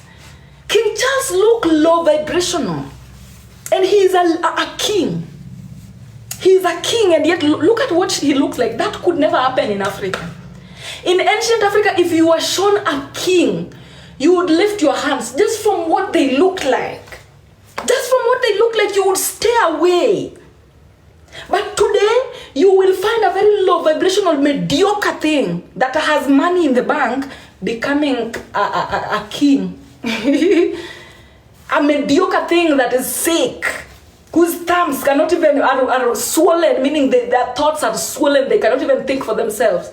In ancient Africa, physiognomy would tell you, if you look at somebody's hands, you would know their thoughts. If you look at somebody's nose, you would know their ability to discern. When you looked at somebody's mouth, you would know their ability to say the truth. When you looked at somebody's eyes, you would know whether the eye of Horus is with them or not. But today, you can have the worst, the thinnest lips that tell lies. You can have a nose that cannot discern anything. You can have hands that are swollen, that cannot think on their own. And you still become the president of a country. That is the type of buffoonery that we have today in today's world. That is the type of stupidity. We are the dumbest in time. Our generation is the most stupid in time. I'm telling you, there has never been a generation as stupid as our own. Because even if our ancestors were to come here today, and then you show our ancestors that by then that is our king of England. That is the king of the people who are colonizing Kenya. Our ancestors will look and laugh. They will look and fall down in laughter. They will look with their noses lifted up. What? This is what is leading you. Now, where are you going? Because in ancient Africa, leaders even went to a point where they were represented using animals. We had leaders that were represented using wings. We had leaders that were represented using, like, literally human, it was a human body, animal heads and stuff like that, because it would show the level of ascension. But today, just anybody is becoming, a president, anybody is becoming a king, just anything and anybody. And that's how you know that we live in a mediocre society. I'll continue. Spiritual pyramidal standards. Now, how did ancient Africans used to reach such level of enlightenment? My normal students, you always know. Every day you use it to create a certain part of your body. For example, on Sundays, which is the first days, you use it to see yourself, which is strengthening your heart. On Tuesday, you're strengthening your chest. On when you know the rules. On Monday, you're strengthening your chest. On Tuesday, it is Aries, your head. Your authenticity. On Wednesday, it is, Virgo and Gemini, your ability to communicate with yourself. So this thing as my students, And that was the only process that was trusted to graduate people into becoming leaders. That was the only process that would graduate people into building avatars. We came here to build avatars. And only the people who are capable of building proper avatars that the public would acknowledge, those were the only ones who would become leaders. Leaders were chosen by Osiris in the past. Leaders were chosen by nature in the past, through individuals' ability to build an avatar. And your avatar would be seen and they'd be like, oh, that one. Because it is through you building your avatar that gives you access to certain realms. Okay? Yes. Anyway, I hope up to that particular point I can take a break. Guys. I can take a break, and you guys also can please send gifts as I go to pee. Send gifts as I go to pee. I'm coming to continue with animal totems.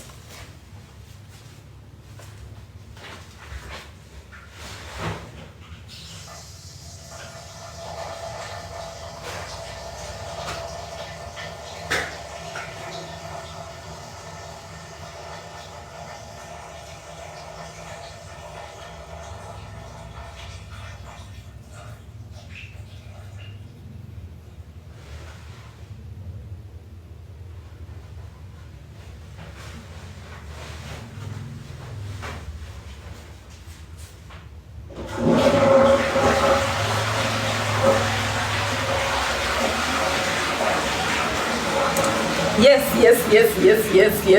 Thank you.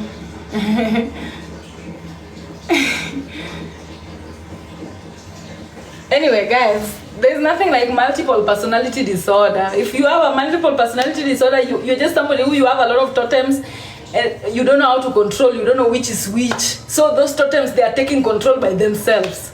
Have you ever watched this series called Census 8? Census 8 is the best explanation of Kiama. of the council of elders that exist within you. You have council of elders that exist within you. So if you cannot control them, they will control you. And when they control you, you will look like a mad person to people who are watching you. Some of you, you get taken to the hospitals because you can't control yourself. Ask God for the gift of self-control, please. You're taken to hospitals, you are sick because you cannot control the entities that are within you. And it is your fault. If you end up in an hospital, in a mental institution with multiple, I don't know what disorder, know that it is your fault. You are the one who could not control yourself. You must learn to control yourself. Yes, census 8. Yeah, census 8 will show you. You see how different entities take control. There's an entity inside of you that is heartless. There's an entity inside of you that is so emotional. There's an entity inside of you that is very, very, very, very, strong in the physical. So every time you need them, they take charge. Every time you need them, they drive. Every time you need the person to drive, they drive. There's a part of you that is very eloquent. There's a part of you that is very dumb. There's a part of you that is very comedian. There's a part. So all these parts of you, you need to know who is who. Some people, they even name them. They even give their parts names. So that when you need somebody, you give them chance to come drive. When you need somebody, you give them chance to come drive. When you need a heartless version of you, because you are in a situation where they are needed, you let them come. You tell them, oh, Kwara, chukua mbele. Kuja mbele sasa wewe ndio unahitajika. If you are in a situation where you are needed to play dumb, you call that comedian from your lineage, from your bloodline. It is your time to take over now. Come take over. Yes, they call them alter ego or whatever. Those are the physiognomy, totems of masks. Okay? Those are what it is, this alter ego that they call. It is the totem. It is the philosophy of masks. You must know there are certain places that the certain parts of you will be in danger if you dare expose them. And Africans, You know that there are certain places that if you go, there are certain parts of you, if you dare showcase them, they'll be in danger. Or they are not necessary. So you must know the inner Kiyama. And it is not just one. I hear somebody saying here, Sasha Fierce, I think that's Beyonce or something. Then they have one. It is not one. You can have for as many as 8 in your council of elders. Depending on how complicated you are or how complex your genetic and bloodline is. You can have as many as 10. But as long as you stay in control of and you dress them cohesively. Be also a fashion designer. Don't just dress your personalities like one is dressed like a villager, another one is dressed like, like somebody from the future. Another one is dressed like it is not cohesive. Dress all your personas cohesively and make sure they are friends and they know each other. Be cohesive. Mix them. Be a creator. Be somebody who you are creative, my friend. Dress your personalities in a way that some people cannot even know who is who when you switch up. Nobody can even tell who is who. Marry them. Make them marry your vessel. Some people, they don't know how to control their alter egos so much that when an alter ego steps, people run away. Just because the transition is too much, my friend. The transition is so noticeable.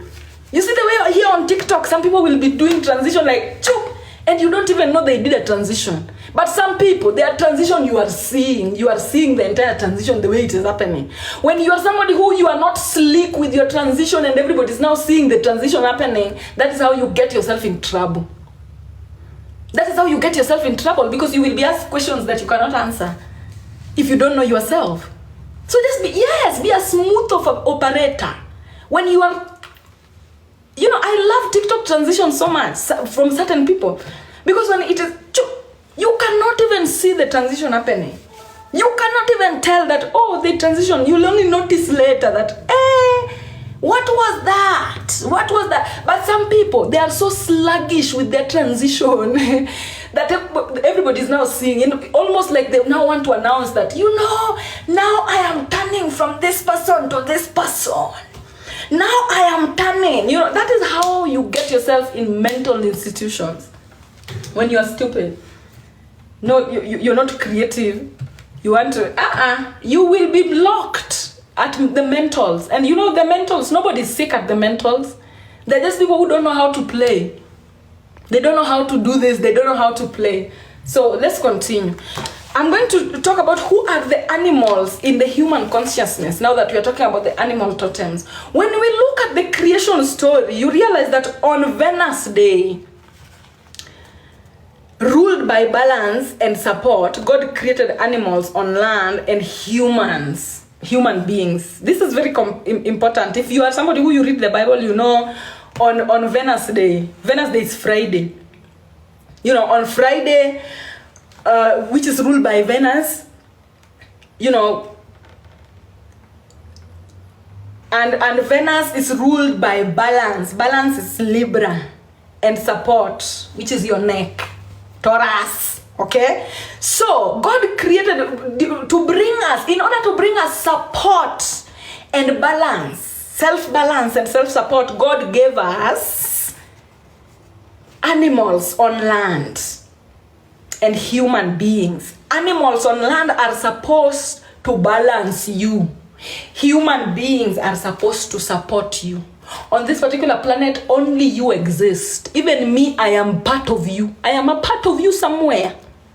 I don't exist in your life. You don't exist in mine. You are a part of me. Now, on Venus Day, God loved us so much that God created animals to help us balance ourselves. Now, how does animals help you balance yourself? If you're somebody who you come from a bloodline of people who are not loyal, have a dog. That dog will help you have loyalty. If you come from a lineage of people who are not confident, have a cat. That cat will help you will balance your confidence. If you come from a lineage of people whose kundalini are not awakened, they were all asleep, have a snake. That snake will help awaken your kundalini. You don't have to come to Swiri, Nyar, Kano to teach you how to awaken your kundalini. If you want the shortest cut, get a snake. Okay? So, Friday is ruled by Libra and Taurus, which is balance and support. Self-balance and self-support. Now, this balance, we get it from the animals. The animals are there to balance you. When you give birth to a child, you are not supposed to buy them a teddy bear. You are supposed to buy them an animal. You are supposed to be going to the zoo to buy your baby an animal. Depending on how you know your baby. When you have your baby in your womb, you will know whether that baby will come with confident issues. You will know whether that baby will come with kundalini issues. You will know whether that baby will come with poverty issues. You will know. And then when they are born, buy them the animals that you know will balance them. Because your baby comes from you. Your baby is your intention. And so in ancient Africa, we did not have things like going to the supermarket and buying a plastic snake or a plastic rat for a child. Africans would give birth to their children and go straight into the jungle, straight into Osiris, and get the true toys for their children so that their children start growing up with them as they are little. And I will tell you the reason as we continue. Now, while on Jupiter Day, remember on Venus Day, which is Friday, we were given balance and support. And then on Jupiter Day, which is Thursday, which comes Thursday comes before Friday, God created creatures that live in the sea and those that fly. Okay? These ones cannot be toys. The organisms that were created on Expansion Day, you cannot keep them as toys. You cannot keep you are not supposed to keep toys from the ocean, from the sea, from the lakes, from the waters. And you are not supposed to keep toys from the air sign, from the sky. You're not supposed to keep, those are free.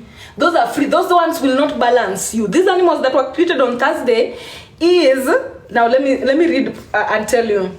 The difference in this difference in creation days is directly related to the differences in these animals in the human consciousness. As I told you, the animals on land, they are created to balance you. Now, animals that live in the sea and fly, they are created to help human beings expand their internal consciousness and astral travel. Animals that are in the sea, or ocean, lakes, in the waters. Animals that are in the waters and animals that are in the sky. They are there to expand your internal consciousness. While animals on land, they are there to balance you. So the animals on land, that is your supermarket. You can go and get anyone that you want and keep it. You can pet any, it is possible to pet any animal on land as long as you know their totem. But you are not supposed to pet any animal in the waters and in the sky, because those ones, you cannot pet your collective consciousness. You cannot pet collective consciousness. Okay, you can only pet your own consciousness. You cannot pet collective consciousness. So animals that live in the sea and fly were created to help human beings expand their collective consciousness and astral travel, while animals that live on land are the totems that help human beings to ground themselves within themselves and love their different characteristics and emotions that are in them. Yes. So I hope you're listening. Animals, domestic or jungle, are the physical representation of the different emotions that are present inside the human consciousness. They are not a coincidence, guys. Life is so easy. I don't know why people complain that life is hard, because literally Isis is looking out for you. Osiris is looking out for you every day of your life, because these animals that are in nature, animals that are around you, they are not around you because they have nowhere else to be. The animals that are around you are not there because they have nowhere else to be. They show up at exact time that you need to see them. When you see a cockroach inside your house, a cockroach will never show up inside your house if you don't have internal shame that you're dealing with. So when you don't kill the cockroach. Don't kill the cockroach. What you are supposed to be doing when you see a cockroach is, I have seen the message you've brought me, and I'm going to work on my shame. By the time you are done working on that shame, that cockroach will disappear. You will never see it. You don't have to kill. When you see a house fly is telling you there's some dirty thoughts. There's some dirty thoughts that you are entertaining. You are not supposed to spray them away with pesticides. Just change your dirty thoughts and you will see that housefly will no longer have anything to do with you again. They will leave. They will leave and they will go to somebody else and inform them. You are not supposed to kill them. When you see a spider is telling you you are in the process of creating something. In fact, when you see a spider, you should let it. You are in the process of creating something, my sister. Creating something, my sister. Creating something, my sister. Some of you, a spider will come and tell you, my sister, you are in the process of creating something. And then what you will do is, get away. When you do that, my Nini is, okay, it's coming back. I thought the network was going. When you see a grasshopper is just there to tell you that, by the way, whatever thoughts that you're having, whatever worry that you have within you, deep down within you, the luck is on your side, my sister. The luck is on your side, my sister. Some of you see them, you chase them away. You see them, you kill them. And they are just sent. Osiris. That's a messenger from Osiris. A messenger from Osiris coming to tell you that, by the way, bitch, you see a rat, by the way, bitch, you're still entertaining some poverty thoughts. You're still entertaining some poverty thoughts, my bitch. Still entertaining some poverty thoughts. Now ask yourself, are those poverty thoughts okay to entertain, or you're going to let go? When you let go, you'll never see that rat in your house again. Now stop asking me so much, guys. Let me just do with the ones that I'm doing. Now animals, okay, so animals, domesticated or jungle, are the physical representation of the different emotions that are present inside the human consciousness. For example, different dogs represent human loyalty in different forms. Also remember that these totems, they come in different forms. These totems, they come in different forms. You will find a dog and a wolf. Both of them are dogs. But what is the difference? One dog is the type of loyalty that you can only have in your village. Not that mongrels, these normal dogs, that is just loyalty that you have in your village. The loyalty that you have in your nucleus family. Your loyalty towards your mother, just the tiny loyalty. But now when you get to a point where you have a huge loyalty towards a particular philosophy, You have a huge loyalty towards a particular dream on this particular planet that is going to change the whole world. Now that is you stepping into the wild totems. If your loyalty is huge, it matches the one of the wolf. If your loyalty is small, it is the dog. You know, the small loyalties, they cannot go beyond the borders. They cannot go beyond the borders. You see the borders like after your family, that loyalty is done.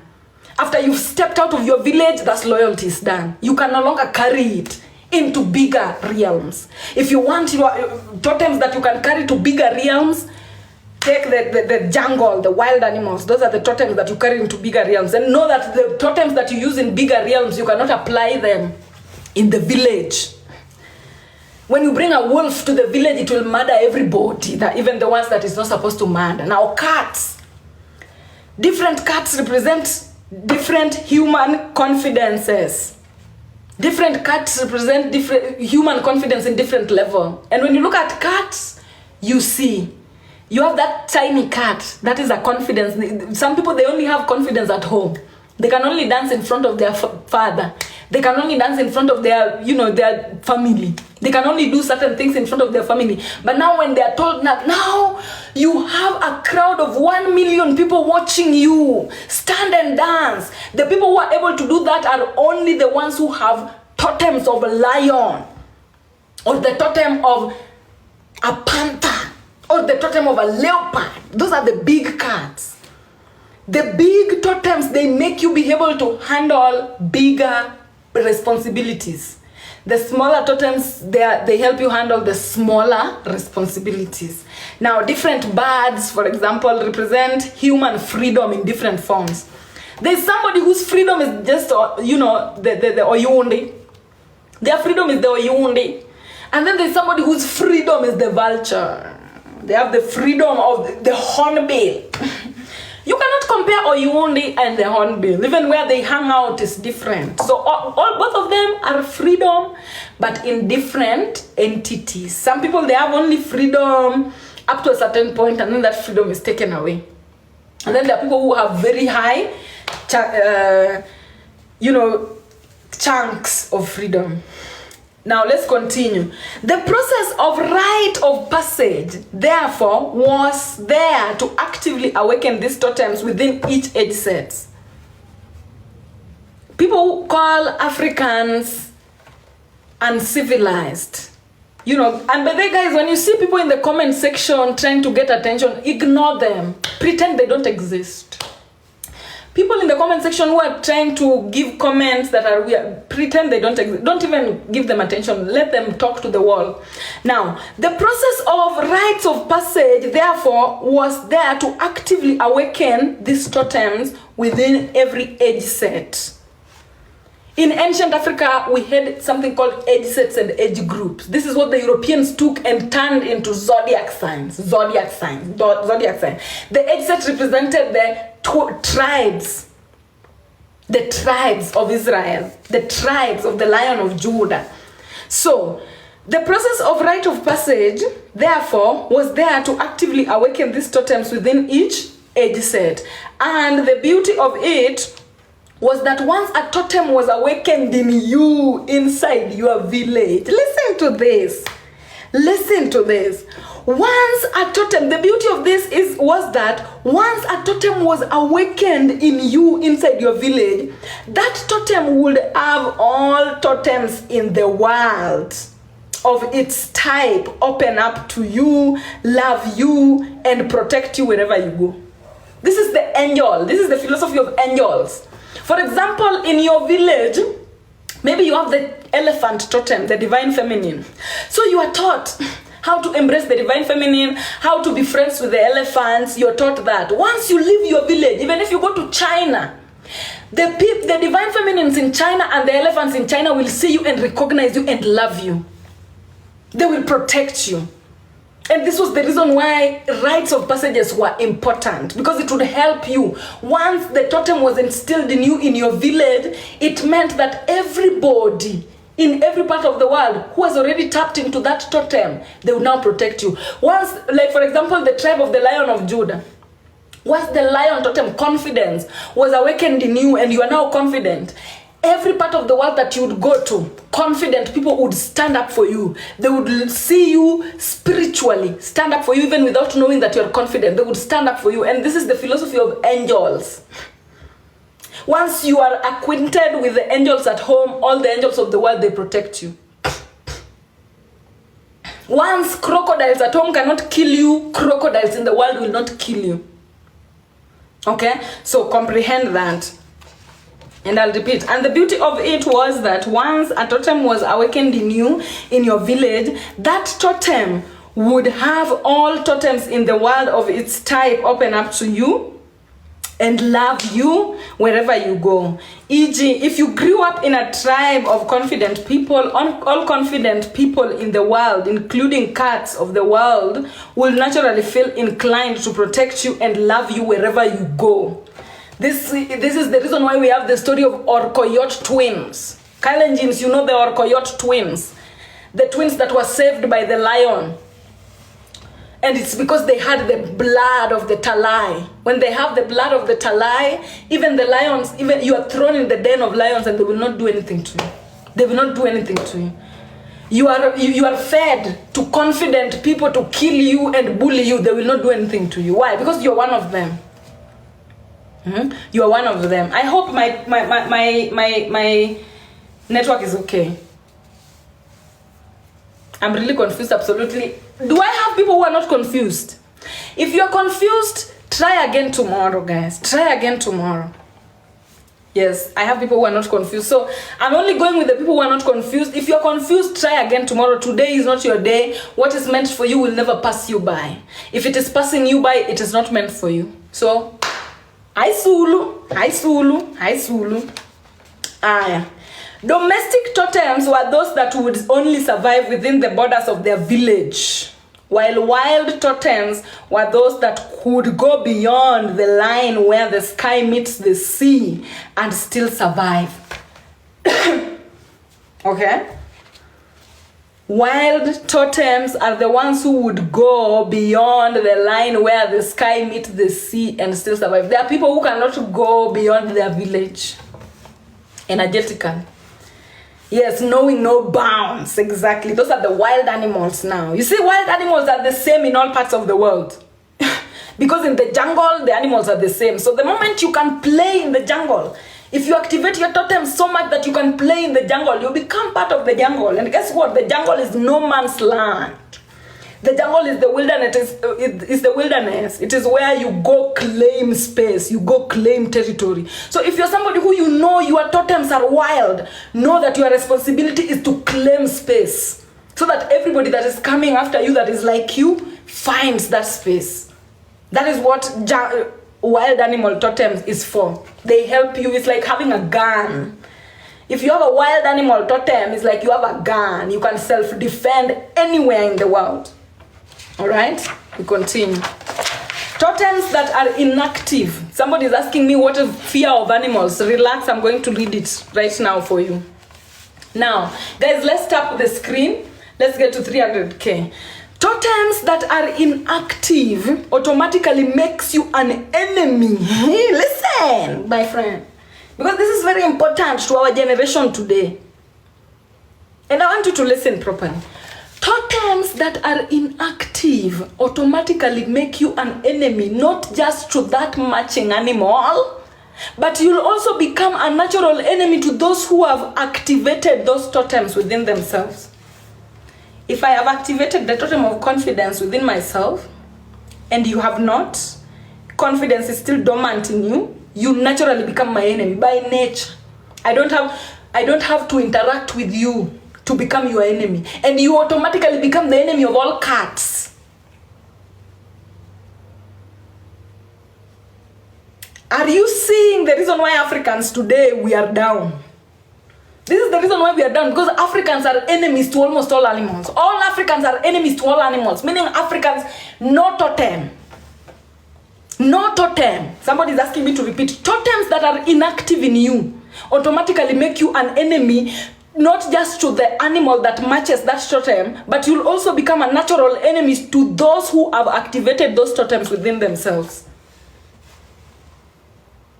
there is totem of loyalty and you've not activated it within yourself, you'll naturally become an enemy of dogs, and you will naturally become an enemy of everybody who has activated the loyalty totem within themselves. So you will not, if you fear snakes, know that you are going to also fear everybody whose kundalini is awake. If you fear dogs, know that you are going to also fear everybody that is loyal to themselves. If you fear cats, know that you're going to fear everybody that is confident. That is what it is. So do you know the reason why Africans are mediocre in this timeline? Africans are mediocre in this timeline is because Africans were taught to move away from all totems. Africans moved away from the jungle and left our animals to be carried to Europe, our animals to be carried to Americas, our animals to be carried all over the world except us, because we cannot use them. We are not utilizing them. So they are carrying them to other lands where those people know, because they are knowledgeable. They are knowledgeable. They know what these animals do. And that is the reason why on the internet you rarely see Africans with their pets. Africans, when they see a white person with a snake, they're like, how? Because you can do it too. You can do it too. You can do it too.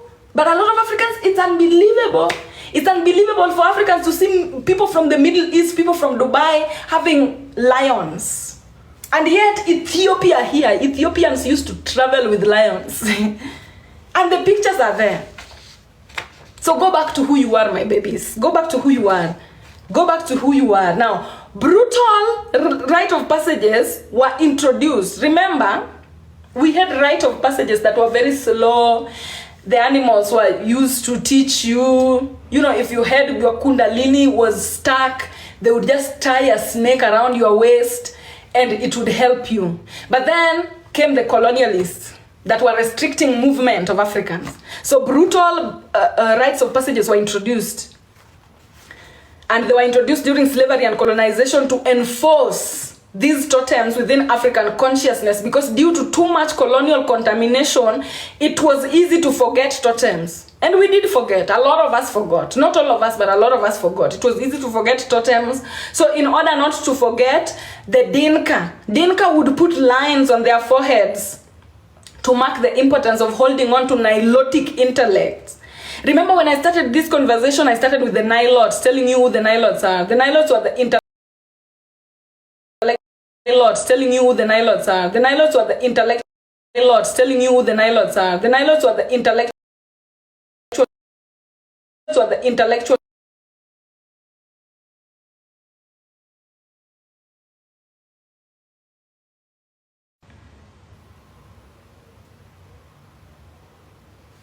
Yeah, I know I'm freezing. Okay, we are back. We are back.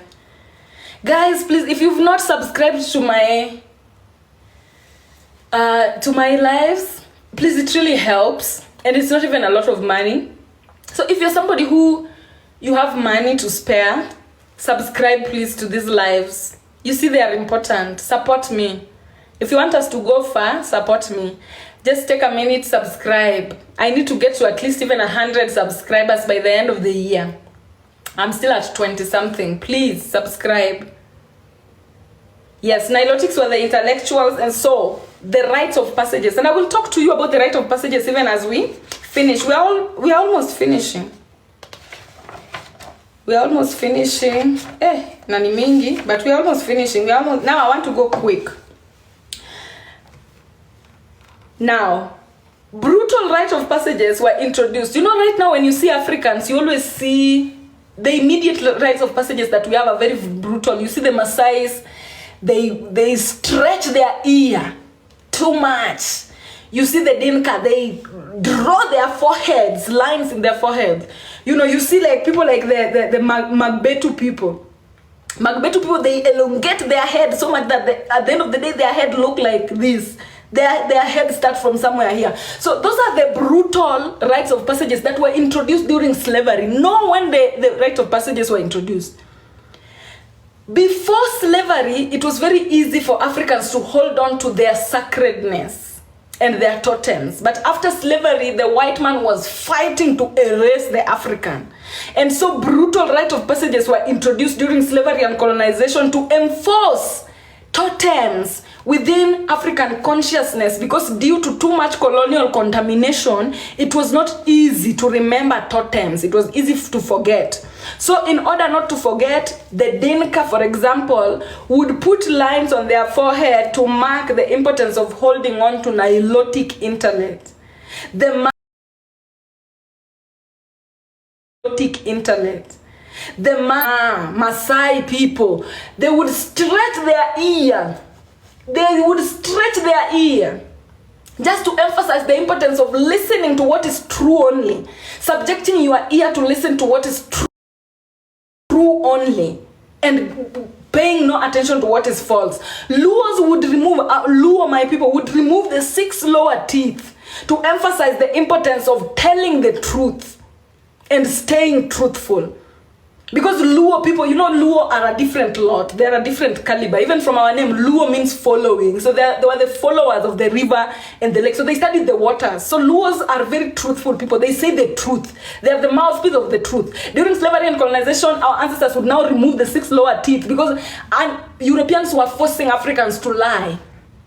The Dinka, they had to draw their foreheads because Europeans were forcing the Dinka to let go of their intellects, to forget their intellects, because they were turning the maps upside down. So the Dinka, as a method of retaliation and as a method of stubbornness to colonial invasion, they would do that. And then Luos, they would remove the 6 lower teeth just to promise their village mates that I will always say the truth. I will always say the truth no matter what. I will not follow the colonial way of lying. I will always tell the truth to my people. And then the Magbetu people would elongate their heads. The Magbetu people, they would elongate their heads to store more knowledge from erasure. The Magbetu people, they started elongating their heads because the colonizers were erasing African stories, African history. So they started to elongate their heads in order to elongate their legs in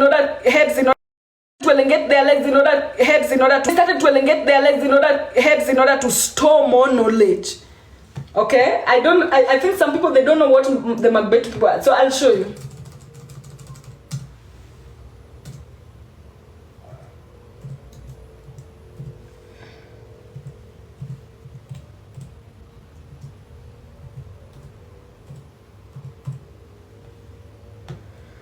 I'll just show you the Magbetu people right now. You see, have you ever seen these people that they get laughed at by Europeans? When Europeans are laughing at us and our ancestors, don't laugh. When they are laughing at our ancestors, don't laugh. You see these Magbetu people, the way they used to elongate their head? They did this because our African history was being erased. I'm going to return it again. These are the Magbetu people. They did this because erased. So they would elongate. Remember, the back of the brain is what stores more information. So they would elongate their brains just to make sure that they preserved as many knowledge as possible for the African continent. And they did. They preserved what they could preserve for their today ancestors, for their today descendants. Now, Bantus circumcised to ensure sacred preservation and custody of the natural international laws. Bantus circumcised to ensure preservation of the seeds. Bantus circumcised to ensure protection of the Ark of the Covenant, because they are the ones that have them. Bantus are the custodians of the laws. So they would circumcise their own people to ensure the preservation of the seeds and custody of the natural laws. Now, however barbaric these practices seemed, use them not to disrespect your ancestral practices, but to rather pay respect to the sacrifices our ancestors had to make in their timeline in order to pass those totems to us. When you see Europeans laughing at the Magbetu people for their elongated heads, asking, hey, how can somebody be this stupid? Know that the Magbetu people, they did not do that because of stupidity. They did it for survival. Those were the sacrifices that were made, because Africans, they pass their DNA, their genetic gift through DNA. They knew DNA is where Africans fight. Genetics is where Africans fight. Africans do not have weapons like guns and nuclear weapons that when they destroy the world. Africans are not interested in destroying the world because the world belongs to Africans. So every time they drop a bomb in Nagasaki and Hiroshima, Africans know that even if they are killing their enemies, but they are destroying Osiris. So Africans would turn to their vessels because they knew that in order for me to change the world, I have to change myself. That is what Michelle Obama needs to be told. Michelle Obama needs to be told that in order for her to change the world, she needed to change herself. She did not need to make the world change for her. She needed to change herself in order to change the world. That is the African way. That is what Africans do. FGM is Islam. People keep asking FGM. FGM is Islam, and the reason why FGM was introduced was because Islamic members who would travel long distance. Muslims are known for trade. They would travel long distances, and when they went long distances, they did not want their wives to fuck. They did not want their wives to have sex. So FGM was introduced to the African women, or Muslim women. It's mostly Islam, to Muslim women because they are men. It was a selfish, the Arabs. It was the selfishness of the Arabs not wanting their wives to engage. And FGM did not even start with the cutting of the clitoris. They would snit the entire vagina. You see, vagina is like this. It has this side and this side. They would knit it so that it is closed, and they would just leave you a small opening for you to urinate. So FGM is patriarchy. Know the origin. Before you talk, know the origin. FGM came with the Arabs, with the Islam, during the Islamic Golden Age. That is when they started introducing patriarchy, wars against women, enslaving women, and whatever. Women have suffered. African women have suffered. You have no idea. You have no idea. But FGM is not African. FGM is Islam. It is Muslim. It comes from Muslims. And the main reason was to prevent women from enjoying sex, or to prevent women from having sex when their husbands are not around. And their husbands would go even for 6 months.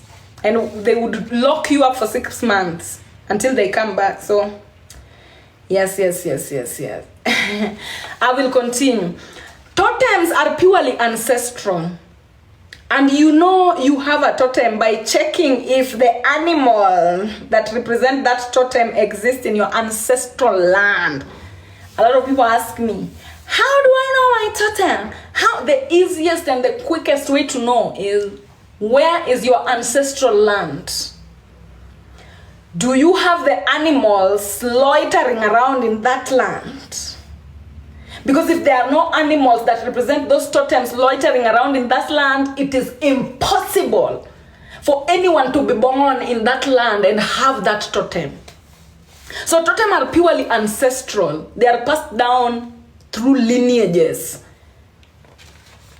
And you know you have a totem by checking if the animal that represents them exists in your ancestral land. Absence of a certain tree or a certain animal. Remember, trees are also totems. And if you, by the way, as a Bantu or a Nilotic individual from Africa, you will always see that where you grew up, the trees that were present where you grew up will always be present in places where you move. If you are moving correctly cartographical. If you are moving into lands that are marry you, lands that accept you, lands that are of your identity, you will notice that the trees that were present where you were born, they will be present where you live now. You will notice that the animals that were present there, they will always be around you. The birds, they will always be around you. Your things, they follow you. Your things, they follow you. Pay attention. And when you live in places where your things are not there, that is how you know that you are in the wrong place. That's how you know you are missing the mark. When you move, for example, if you're a healer, if you find yourself living in a place where there is no river around, you've missed the mark. Healers and shamans don't live in places where there is no water body. It is impossible for them to survive in such places. They'll fall sick. So always know your things are always following you. Certain birds will always follow you. Certain animals will always follow you. Certain trees will always be places where you are. So pay attention.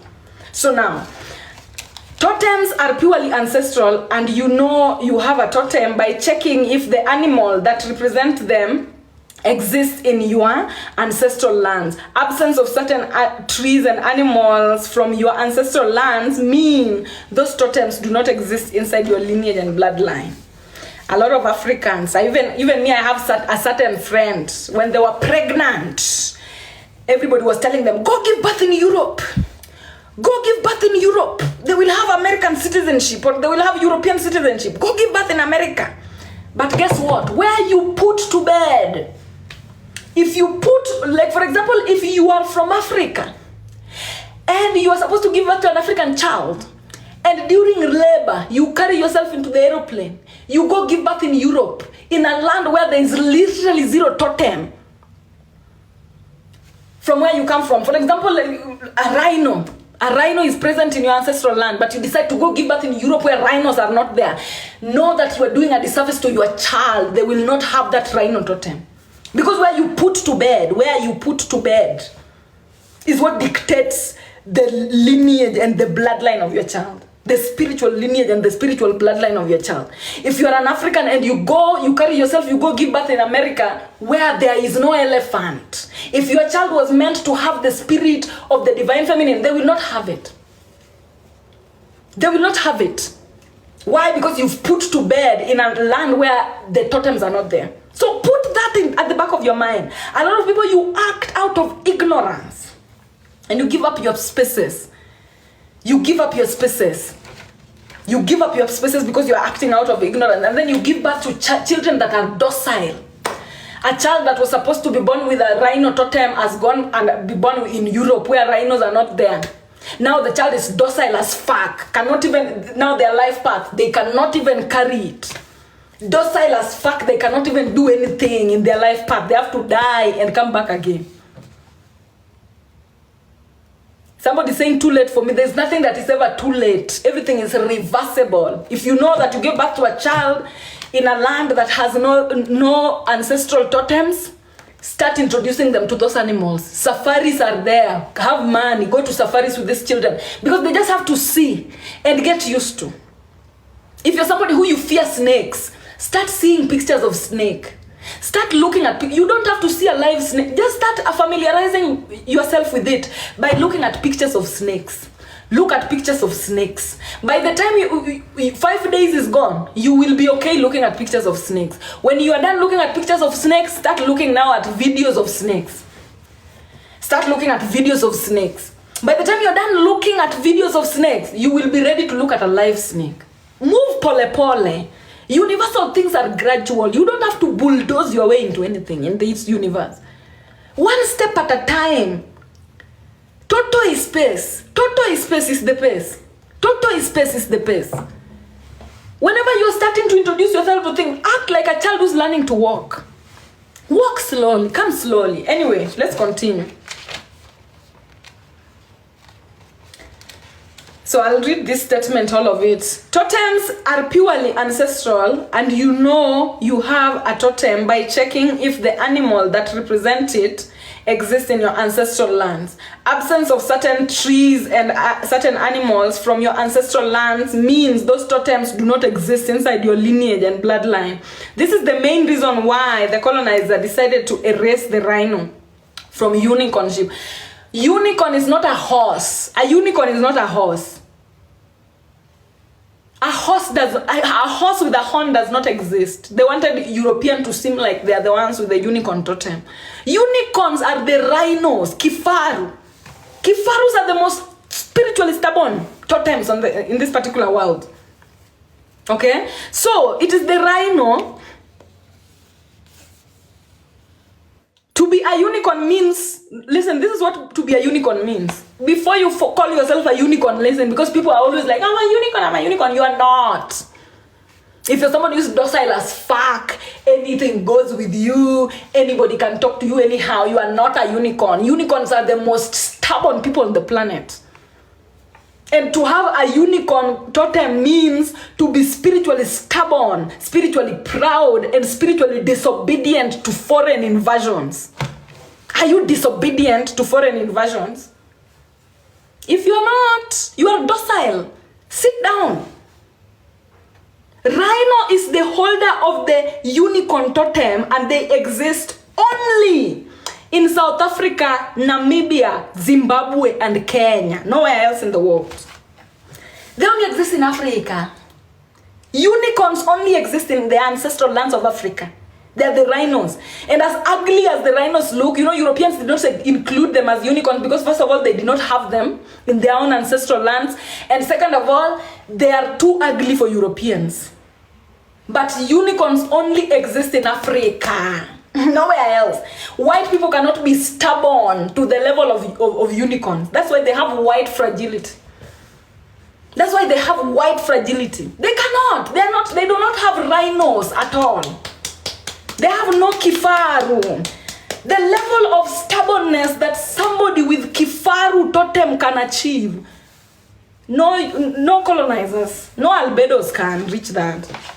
They cannot. Like literally they'll start crying after you've talked too much. They'll start like, oh my God, now me, I'm just a male. Somebody with a rhino totem will not cry. They will fight with you to the end.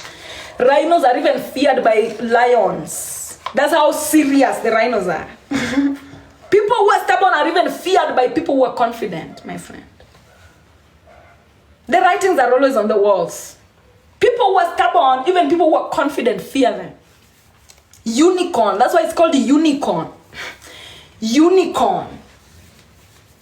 Okay? So don't just walk around calling yourself unicorn when you're a docile fool. You are not. Okay? For you to call yourself unicorn, you must be somebody who you can stand against the whole world and still say, I'm fucking standing. Not moving. If you can't, if you're somebody who, once you are outnumbered, you are like, oh my God. Oh my God. Once you are outnumbered, you feel like a victim. You are not a unicorn. Unicorns will be outnumbered and they will still stand. They will still stand and win. Okay? And they only exist in Africa, to be specific. South Africa, Kenya. Those are where, if you're born in South Africa, you have it. If you're born in Kenya, you have it. If you're born in Namibia, you have it. If you're born in Zimbabwe, you have it. Zambia, you have it. You know the places.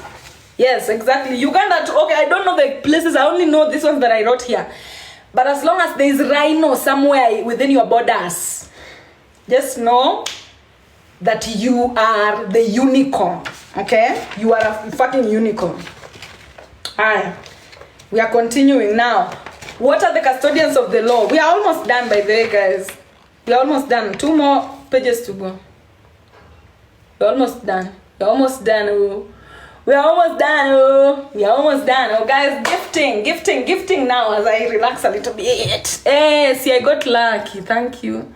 Yes, this is the reason why you should worship the ancestors. You know, when you start knowing the truth, now you look at your ancestors and you're like, oh my God, this is the reason why my ancestors gave me this face. Some of you, you don't even know what your face look like. Do you know that some of you, your ancestors gave you a face that will make people run away? It will make people not fuck with you. Low vibrational entities will look at your face and they'll be like, oh, have you ever seen these people who, they don't know what they look like? You don't know what you look like, meaning you don't know your ancestors. And that is how I always know that somebody doesn't know their ancestors. When I see what you look like and how you behave and it doesn't match, that's how we know you don't know your ancestors. And when you don't know your ancestors, you are at risk. You become prey in the jungle. You become a prey in the jungle to be hunted. Hunted through sexually transmitted infections, sexually transmitted diseases, spiritually transmitted diseases. You get hunted and you die. So I'm telling you, these are the things, when you know the truth, you will thank your ancestors. You will thank your ancestors. Me, I thank my, Me, I thank my ancestors so much that I'm expanding ancestry. I'm expanding ancestry. In fact, one thing that my mother told me was, when my mother was pregnant with me, ask your parents where they were when they were pregnant with you. Which places were they visiting a lot? Because that was you. A pregnant woman is not themselves. It is their child taking control. It is their child telling them, eat this, mama, eat this. Okay, let's go here, let's go here. It is the child. And so the places that your mother used to go have everything to do with you. Now, personally, my mom, before I knew, my heart just wanted to live in the place where I live today. I live in Kiambu. The place where I wanted to live, where I live today, I love this place. I love this place. Before I knew that, kumbe, my mother used to come to this place to get maize, waro. Luos, you know what waro is. My mother used to go to Kiambu to waro maize and go sell them at number 10. So me, I loved Kiambu so much, and when I came to Kiambu, literally my life opened like this. It was in Kiambu that I blew up in the internet. It was in Kiambu that I started using my ancestral name. It was in Kiambu, and when I went to Kiambu, even the people of Kiambu were just like, oh, acceptive to me. Until one day I'm talking to my mom, and my mom tells me that, you know, by then I used to go to Kiambu a lot to get maize to sell when I was pregnant with you. And that is when I knew that, oh my God. So then I always tell people, go back to the places where your parents went to when they were pregnant with you. Go drink the waters they used to drink when they were pregnant with you. Go hang out, just hang out. You don't need to go there and announce your presence that, you know, my mother used to be here. Now I'm here. No, just go relax, walk, go be. Even allow your body to just channel you in places to go. It will reset you. It will remind you of your purpose here. It will remind you of why you came here to this particular planet. Now let's continue. Yes. So, what are custodians of the law? This is the last part that I'm talking about. I still have two. Yes. So, I'm talking about the custodians of the law. I'm talking about, and then I'm talking about a topic, and then I'm leaving. So, let's continue. My son turns 6 tomorrow. I really traveled while pregnant. That is, you gave birth to a nomad, and you will just see in him. The writings are always on the walls. So now, who are the custodians of the law? What does it mean to be the custodian of the law? The custodian of the Ark of the Covenant. People are always asking, where does the covenant belong? Where does the Ark of the Covenant belong? And you know, the owners of the Ark of the Covenant are the most powerful people on the planet. The moment you own the Ark of the Covenant, your community naturally becomes the most powerful on the planet. And right now, look at where the Ark of the Covenant is. It is in Israel. The Ark of the Covenant is in Israel. It has been in Israel for the past, 2,000 years or so. So many years since colonization started. The Ark of the Covenant has been with the Albedos. Now, when the Ark of the Covenant is with the Albedos, it makes them the most powerful. Literally, you can see even the whole world thinks they're the most powerful. But they don't even know how to use it. They're using it to create wars, chaos in the world. The Ark of the Covenant is international laws. Global laws that are meant to govern everyone. Now, the Ark of the Covenant belongs with ISIS. The Ark of the Covenant belongs with ISIS. The Ark of the Covenant belongs with the Maat. The Ark of the Covenant belongs with the Bantu. These are feminine deities. Maat are the lawyers. Okay, Maat are the balance people. Maat, the laws of Maat. Do you know Maat? The representation of Maat in our body is the uterus. Not the you know that uterus, the entire left ovary, right ovary, and then the uterus. That is the symbol of Libra. Maat, yeah. That is the symbol of Libra. Libra is the symbol of balance. For anybody to be born, you always hear that for anybody to be born, your heart must be as light as a feather or whatever. So women have a natural system of Maat going on within them that decides who comes into this realm. Who comes into this particular realm. Judgment happens in the womb of the woman. It is the woman that decides who is coming and who is not coming into this particular dimension. And so the ovary, the uterus, that is the representation of Libra. That is Maat. That is the Maat philosophy, the Maat entity in nature. And they are the lawyers, the ones who determine you are wrong, you are right, you are wrong, you are right, you are wrong, you are right. If you are right, you're born. If you're wrong, you get discarded. And so listen, the Ark of the Covenant is supposed to be with ISIS, South Africa. You see, we are in the right direction.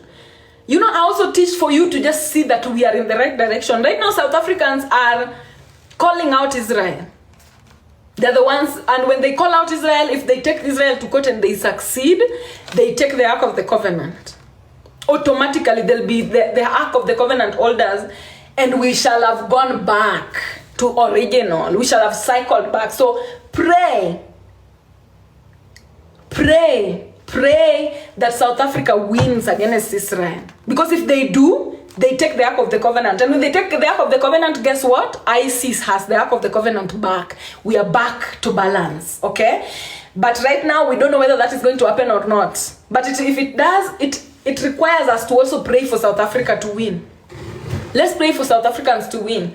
And let's pray for South Africa to have the correct leadership. Because it is there. South Africa is the dictator of everything. It is them that will dictate whether we are going to hell or heaven at the end of the day. Too bad, but it's true. Because they are the ones. So, yes, I'll continue. What are the custodians of the law? Now, Bantus are the custodians of the law. Now, how does this concept of the custodian of the law comes in? I want you to listen. We have 24,000 year cycle.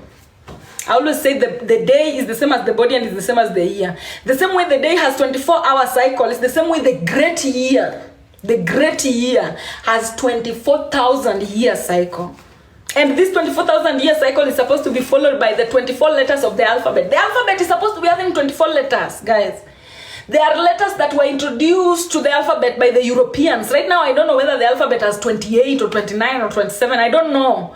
But it's supposed to be 24. What's like letter J? This Jesus, the letter that precedes the word Jesus, that letter that did not exist in ancient Africa. There are certain letters that did not exist.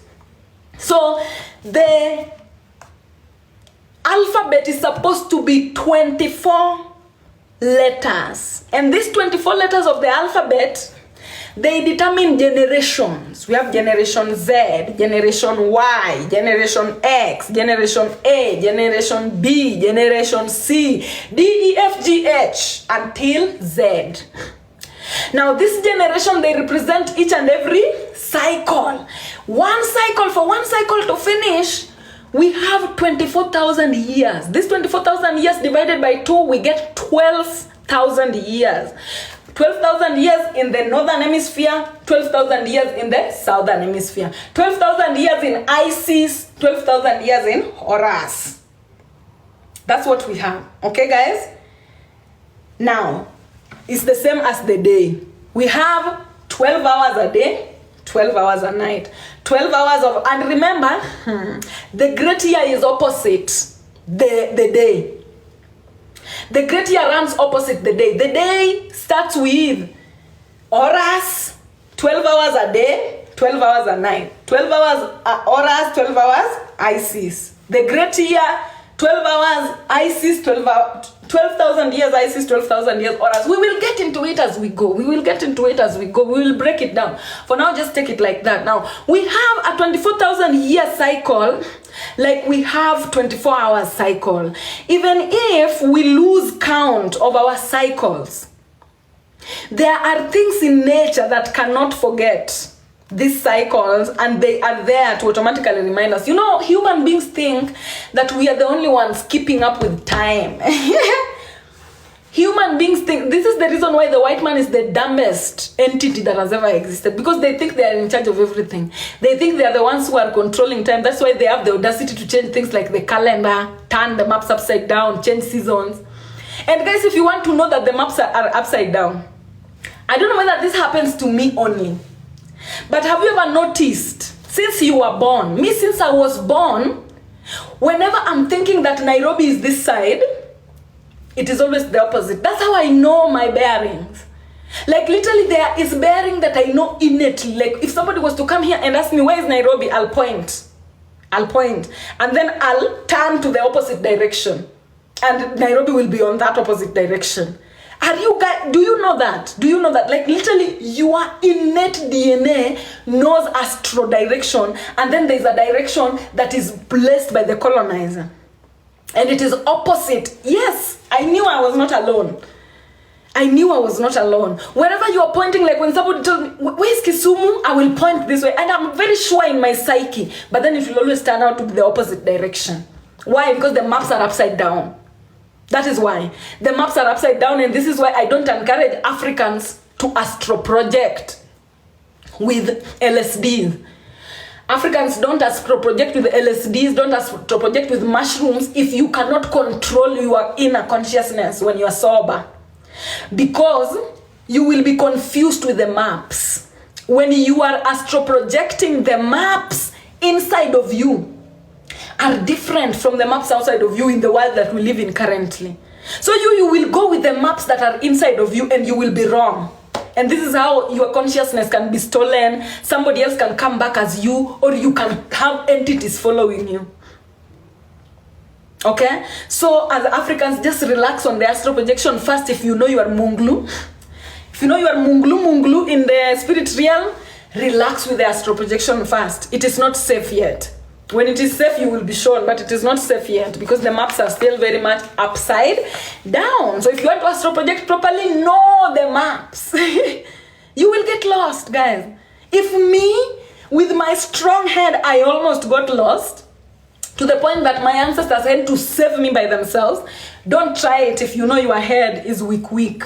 Don't try it. You will be lost. And when you're lost, you'll never come back. And how you know that you are not back, your eyes will not look directly. Have you ever seen those people with their eyes? The eyes is looking another direction. When they look at you, there's one eye that is looking another direction. If you astro project wrongly, you will come back with such eyes. You will come back in another dimension. That is not this one. So be careful. Don't astro project with people you don't know. Don't astro project with people who are not your friends. Don't astro project with your friends who hate you.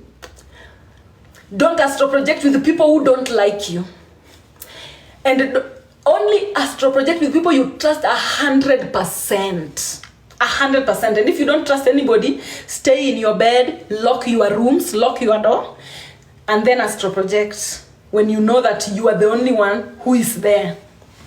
Now let's continue. In biology,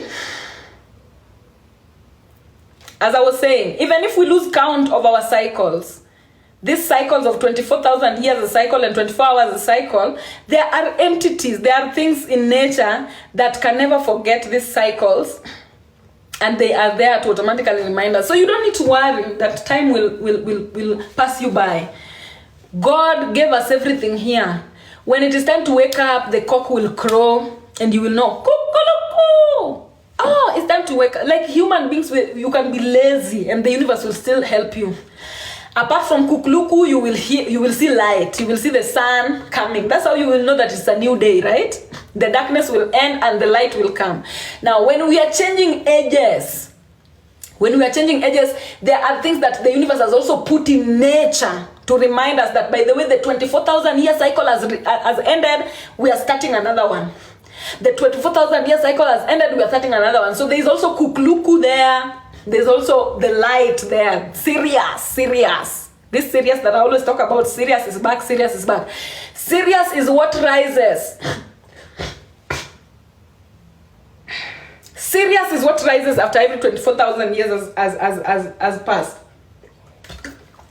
The same way sun rises after every 24 hours has passed. Now let's continue. In biology, there are plants called lithops. Living stones. There are plants called living stones that are alive. Okay? These are stones that are alive. Stones that are alive. Their anatomy is exactly similar to those of the volcanic mountains. Now see.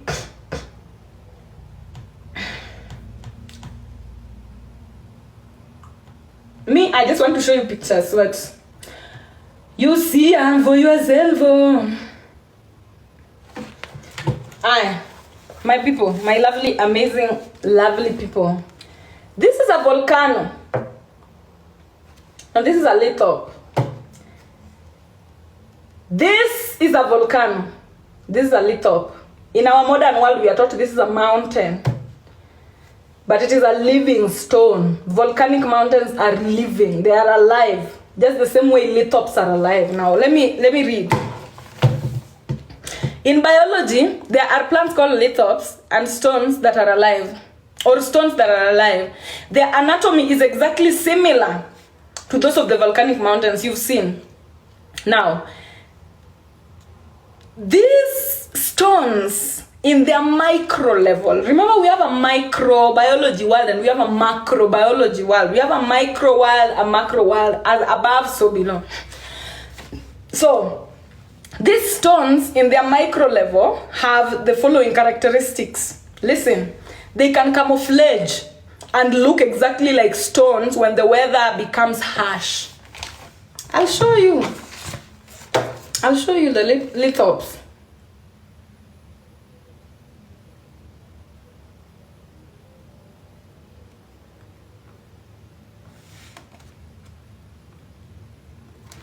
This is what lithops look like when they are camouflaging.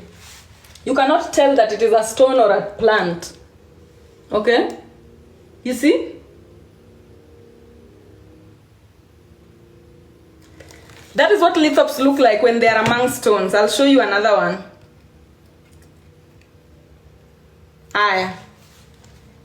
Look at lithops in nature and volcano in nature.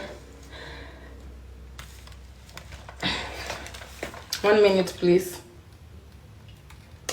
Yo.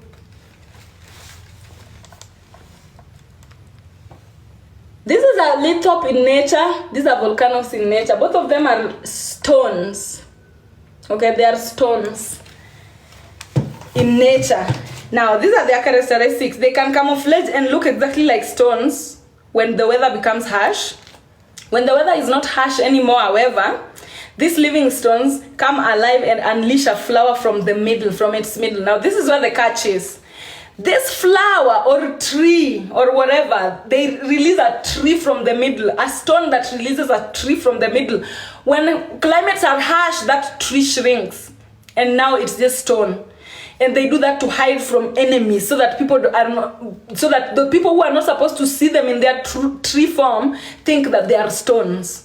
But then when the weather is good, they unleash a tree from the middle.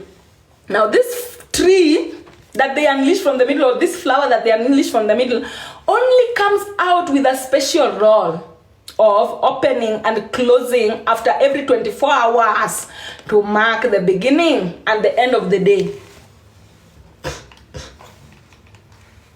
Are we together, guys? Let me show you again.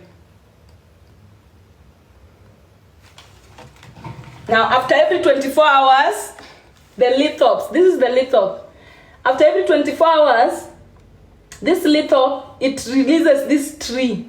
It was a stone, but when the conditions are right for it, it releases this tree from the middle of it, so it becomes a tree. And this tree, it opens after every 24 hours and closes after every 24 hours to mark the beginning of a new day.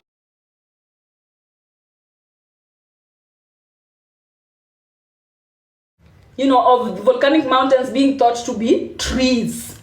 Trees that after every 24,000 years, they release a trunk.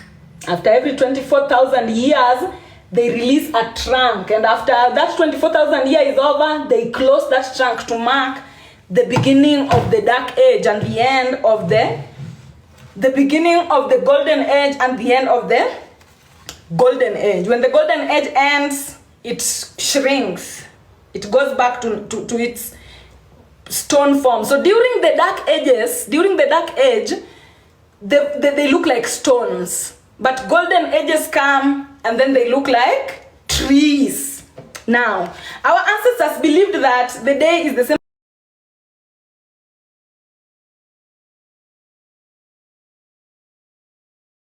day, 24 hours. So, of course, there must be plants and animals in nature that also change their physiology to help the world mark a new age after 24,000 years. Now, these lithops or living stones, they're called living stones, you can Google, that are alive are only native to South Africa and Namibia. They are not found anywhere else in the world. Now look at the spirit of Isis there. You cannot lie. The writings are always on the walls. If life began in Congo, we would find these lithops in Congo. if Bantu started from Congo. These lithops are only in Namibia and South Africa, pointing to the true origins of mankind that live around volcanic mountainous areas along the African equator as well. It was the lithops from South Africa that came to Congo. Now, and these people are the only ones that receive news at every new era. Every new era, at the start of every new age, people who live around the lithop, the livingstone areas, they are the ones who receive. They naturally receive it like the way you receive downloads. They naturally receive the custodians of the law. They naturally receive the laws, the Ark of the Covenant. All right? They naturally receive the Ark of the Covenant. Now, here is where the twist is. Lithops, they come and then they create, like literally, how Congo, how ISIS created horrors. Now, look at lithops. When you look at lithops, they look like a vagina. Look carefully. Lithops look like a vagina, literally, that sprouts a dick at the end of the day. You see? And when we tell you that XX chromosome is the only thing that existed until XY chromosome were created, this is where the story comes in. The writings are always on the walls. So it reaches a point where even our genetics, when this big transition is occurring, even as we create a new species.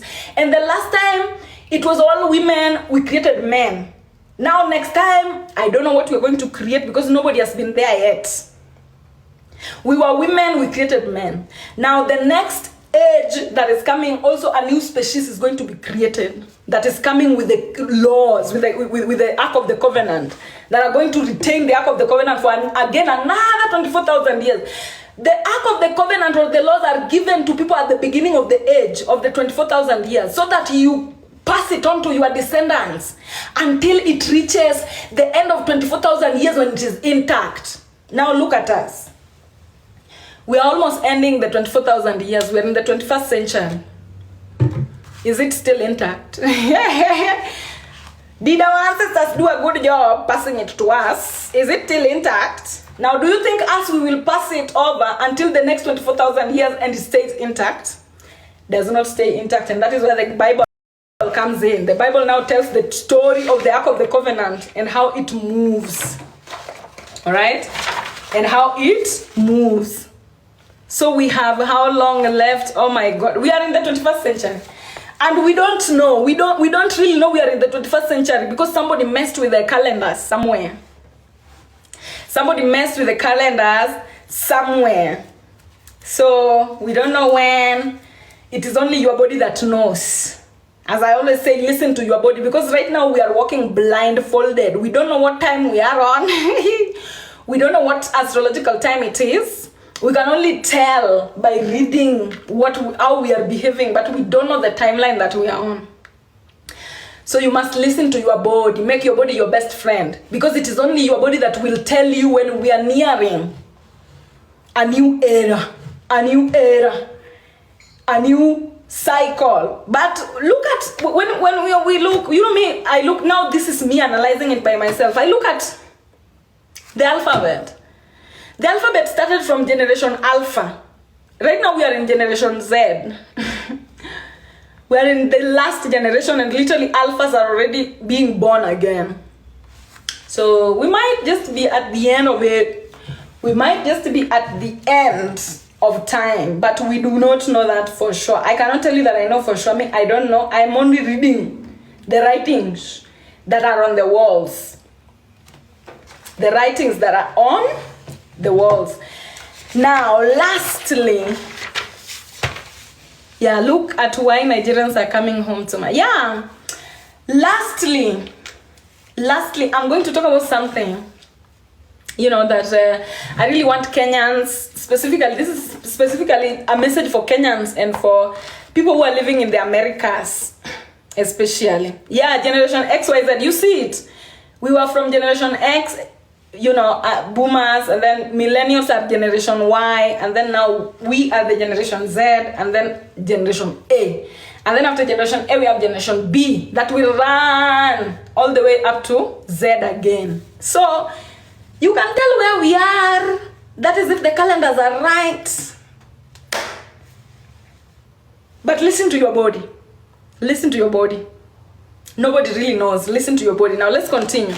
I'm going to read this to Kenyans specifically and Americans, because anybody can be a victim. This is the last thing I'm doing before I leave this place. What are your thoughts on phobia movement? Me, I've been in phobia movement since I was born, guys. I see people here asking me if I'm pregnant. My vagina has not seen a dick for 4 years. And even that 4 years ago, the dick that my vagina saw, it was after my vagina had not seen a dick for a very long time. So I'm being phobia. I've just been waiting for you guys to join since I was a little kid. Me, I started keeping my vagina from men since so phobia has been my life. Phobia has been my life. Yeah. So anyway, secret societies. How secret societies are formed. Kenyans, listen carefully. And Americans, listen carefully.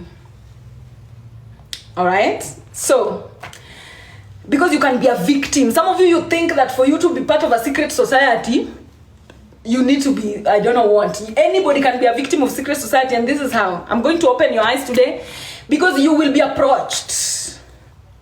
If you ever find yourself in a situation where you are approachable, you will be approached. So let's start. Secret societies are formed via initiations. Okay? Secret societies are formed via initiations. Initiations can be based on truth or lies. Okay?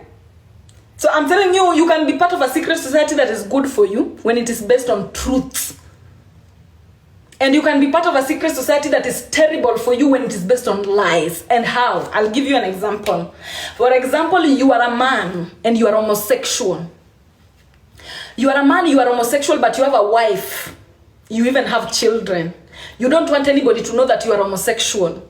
But you go and you fuck another man. And when you were fucking this man, there was a camera capturing. So after you fucking that man, he starts telling you that, you know what? Do as I say, or your wife is gonna know. Do as I say, or the whole world is gonna know. So you are initiated into a secret society based off of a lie that you're trying to protect. That is one situation. Another situation is, let's take for example, you are driving. You are a man. I'm still using men because they are the easiest to draw into secret societies. Women is not easy because women function through intuition. Men are the easiest to draw into secret societies. So the second example is, you are a man and you are driving. You are driving under the influence of alcohol. And then inside that influence of alcohol, you have your wife you are driving with and maybe other family members in the car. And then you and your wife, you start arguing, maybe because your wife found out that you're cheating. Okay? You start arguing and you're driving and your wife is arguing with you there and you're under the influence of alcohol. And because of pressure and a lot, accident happens. And when accident happens, there was your phone. Your phone was in the car.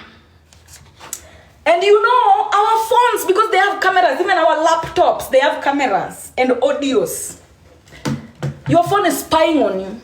And there are people, secret societies that are spying on you through your phone. So this happens and you call it, oh my God, it's an accident. You know? You call it an accident because nobody saw what happened and probably everybody died. When that happened, your wife died, you are the only one who survived, everybody died in that car, you're the only one who survived. And then secret society will approach you that, you know, we had the conversation. You know, we had the conversation right before you had an accident. So we know that the reason you are driving under the influence and your wife was accusing you of cheating. So you do as I say, do as we say, or we tell everybody. We tell everybody what happened, exactly what happened. So these people, They take your freedom because you want to keep the lie. You want to keep the lie concealed and hidden. They take your freedom. That's how you join secret societies, through lies. Now, initiations must always be based on truth. Africans had the rites of passages, and those were initiation processes, and they were based on truths. Okay? So initiation must always be based on truth if you want a powerful yet peaceful life with your neighbors of the universe. Secret societies formed from initiation of lies fall with time, because once you start concealing one lie, it never stops. It never stops. Now, once you involve other people inside your lie, you've sold your soul. People are not real. People are projections of yourself. You are alone on this particular planet. People are just God that are the ones with you. You hear the Bible say, I am always with you. I will always be with you. You are here alone. Everybody else you see, even me, it is God. The people is God. Now the people are always with you, but you must know that you are alone on this particular planet. You are alone here, and the only other person present with you is God. God keeps no secrets or lies. God keeps only the truth.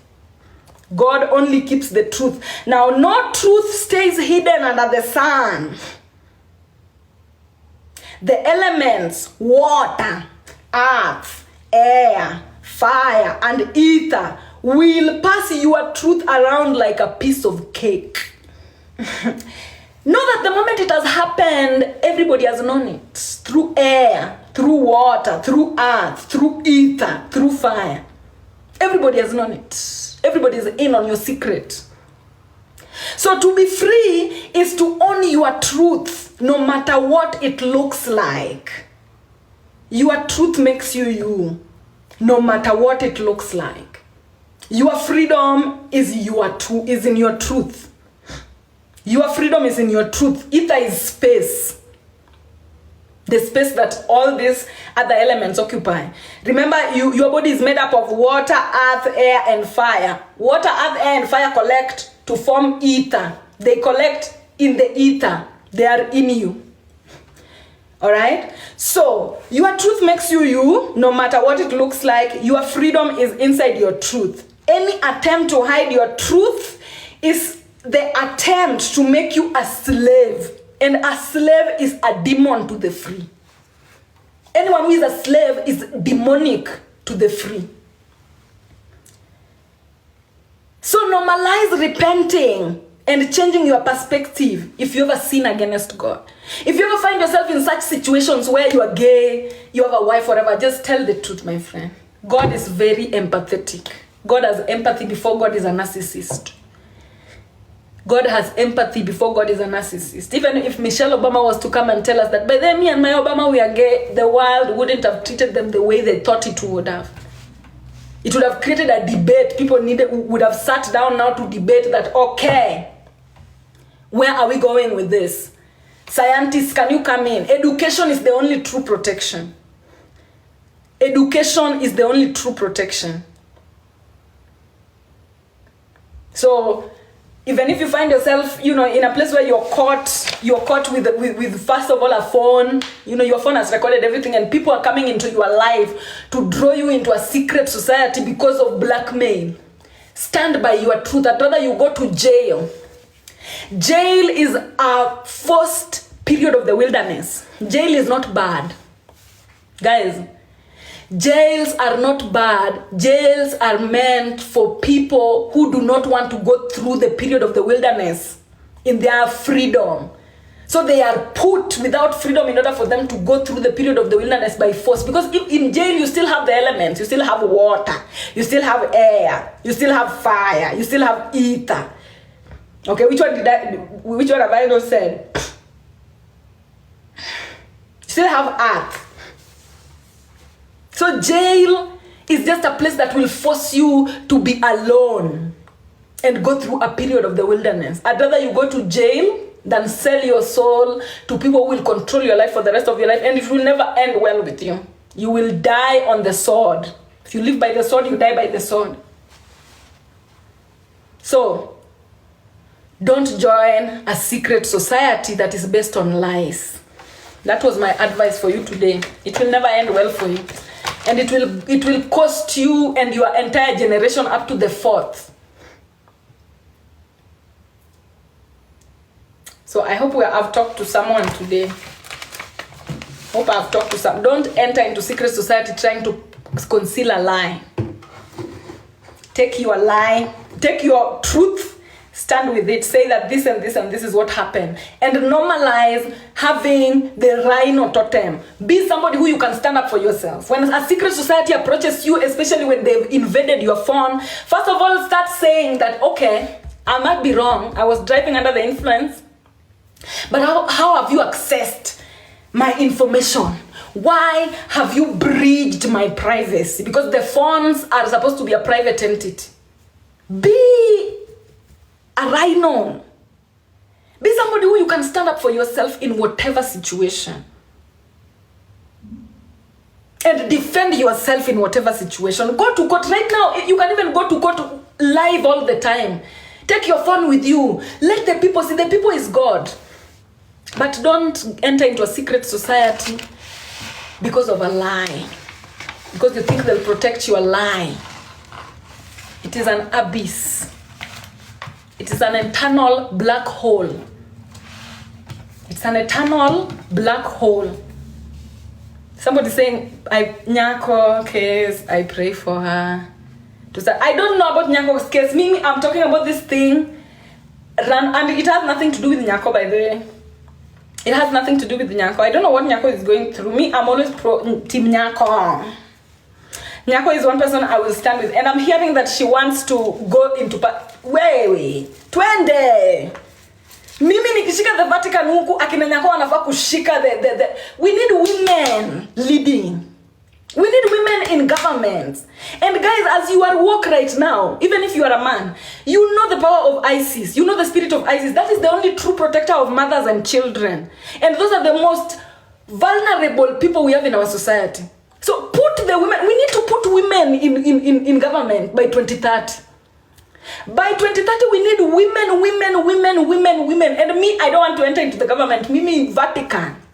Me, my head is in the Vatican, so I need stronger teams even in parliament. So me, when Nyako said she wants to enter into parliament, please, me and my people. Mimi ni Vatican ndio ngombe yangu. And it is Vatican that has frustrated my life since I was born. And that is the only one I'm going to. This is even the reason why I don't argue with people on social media. I fight a very big entity. I am fighting a very big entity. I don't have time to fight Takataka and Garcia chini hapa. I am going for the bull. I'm going for the bull. Joe. And I'm telling you jokingly like this. Ask people who used to follow me on Facebook. Everything I say I do. Everything I say I will do. I don't know how long it will take, but I'm telling you, the Vatican na imeza. Na meza the Vatican macho live mkiona hivi. Now, look for things to measure, guys. We need people in industrial chemistry. We need people in pathology. We need people in forensic science. We need people, Africans. Look, who are you hunting? Which is your target? Who is your target, Africans? I always tell you this. You need to replacement time is here. Replacement time is here. Somebody is asking me why the Vatican. That is self-explanatory. Swiri Nyar, seriously. Vatican the size young. Do you think what else do you think I should go for? Nothing. Vatican is my size. Yeah, self-explanatory. That is the size that is mine. Mimi Vatican City. That Vatican City in the future it will be here in East Africa. I hear it is the richest city in the world. Know that it is going to be here in East Africa. And I'm telling you jokingly like this, but I'm taking the Vatican down. What are you taking down? Na nimewawarn. Msiseme sikuwawarn.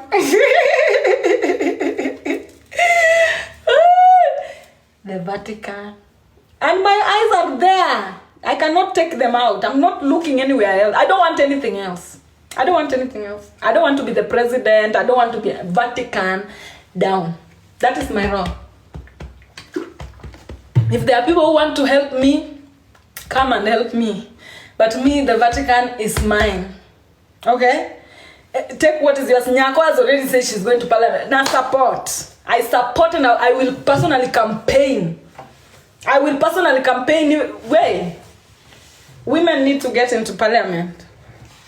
We need women in government. Yes, we need them. And Nyako is the perfect piece for me to go into this Kenyan government. When Nyako enters the Kenyan government, atafagia kila mahali. Venye alifagia huku. Mimi Nyako nimemuona. Like literally, and I usually tell you guys here, even with her sons that are Germans, it is not a coincidence.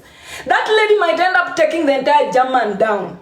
And it might seem like a big issue right now. It might seem like a big thing to take the German government down. If akijipanga tu vizuri, hao watoto wake ndio watakuwa leaders wa Germans in the coming future. Mtu anauliza aje sasa, si weka macho. Weka macho ndio utajua ni kwa nini Africans came from Stone Age straight into Iron Age without going through Bronze. Utajua.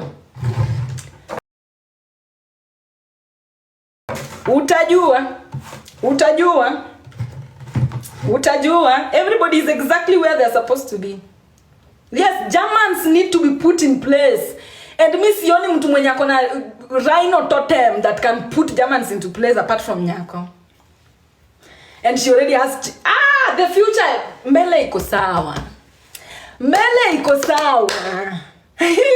Na mutasema nilisema hapa. Kila mtu ako exactly where they're supposed to be. And especially these Kenyans that I see everybody's exactly where they're supposed to be. Every pillars, the replacements are already there. Everybody's exactly where they're supposed to be. They just need to go on because it is hard. You see them crying even here on social media all the time. It is not easy. The journey is not easy. So that by the time they are holding the thrones, you will look at them and say that, hey, you deserve it. You fought for it, my friend. You suffered for it. So me, when I see them crying, I'm just like, the tears are necessary. The tears are necessary. Yes, we are in position. Anyway, let me not talk much. Guys, this is the end. This is the end. Close your eyes and count to 10. This is the end. Yes, the tears are necessary, my friend. The tears are necessary. It's not an easy path. Even me, I might not be crying in front of you here. But the main reason why I live alone is because, and I love my alone time so much because I cry so much. Me, I'm always crying. Sometimes I'm even crying for people, tears that are not mine. Thank you so much. I cannot live with people because I'm always crying. People will start calling me crazy. My friend, I need my space, so I have to cry every time. I have to cry. Even when I'm happy, even when I have, my bank account is like, tiri, tiri, tiri. I cannot do away with crying. It is not possible for me. So that is the main reason why I love my own space. I love walking alone. I don't like many friends that are too much in my space because I need my space. When I need to cry, I don't need you asking me like, oh, what is wrong? No, I'm just crying. It's part of life, bitch. It's part of life. Don't ask me. Anyway, yeah, thank you so much. So guys, this is the end. Tenandra, thank you. Swiri, explain the 4B movement before you go. I think 4B movement, it comes from Korea. Like, it's like the bees, now these are the men that I like. These are the men that I like. Mwanaume tuma gift. Yes, tuma gift. Now the 4B movement, that somebody's asking. Bees, like bees. Can somebody put pictures of bees here so people know what I'm talking about? The bee, the animal. Bees, they reach a certain point, they just say men are useless to us now. And they kill all the men. That's what the women are doing. It's not new. It's not new. So the phobia movement, me, I felt it when I was born. When I was born, like when I was a child, I've always just not wanted to be with men of our time. And brings me to another thing that is very triggering to people who are watching, men especially. There was this conversation that somebody posted here on TikTok that I was also having with my friends. My friends were saying, and that lady who posted on TikTok was saying that she doesn't like, she wouldn't fuck a man who is bisexual or who is gay. And then people were like, oh, that is homophobic. But even me, I wouldn't. And I'm like queer. But I wouldn't. And the reason why I wouldn't, and the reason why my friends were also saying we wouldn't, it's because of the microbiology in us. A man that is gay or a man that is bisexual fucks the asshole. The asshole is made up of shit. It has teeth. It has poop, okay? So when a man puts his dick inside a poop, and let's pretend he's not even circumcised, when he puts his dick inside poop, okay, and he's not even Muslim, so meaning he doesn't wash his dick, so he puts his dick inside poop, and then he removes his dick from the poop and comes and puts it inside your vagina. The vagina is a portal that is very clean. The vagina is a portal that is very clean, that even urine has its own hole that it comes out through. The hole that you get fucked with is not the hole that you urinate from. So imagine allowing a dick that has touched poop to come into your vagina. This is the reason why, even in microbiology class, we were being taught 99.9% of sexually transmitted diseases, women get them from the dick, from penetration. Why? It is because a lot of men are homosexuals. They go put their dicks inside poop, and then they take all that poop and they put it inside your vagina. The vagina is the cleanest entity on this planet because it is self-cleansing.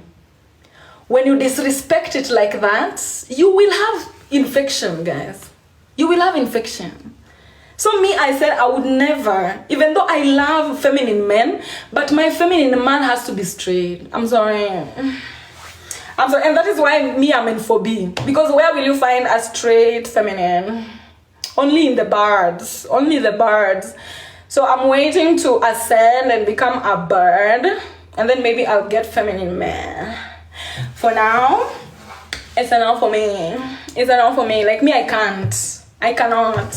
A lot of women, you suffer from sexually transmitted diseases because you allow a dick that has touched poop to come into your vagina. And guess what? When you are sick, they take your poop to go and measure it because the poop carries all the dirt from the body.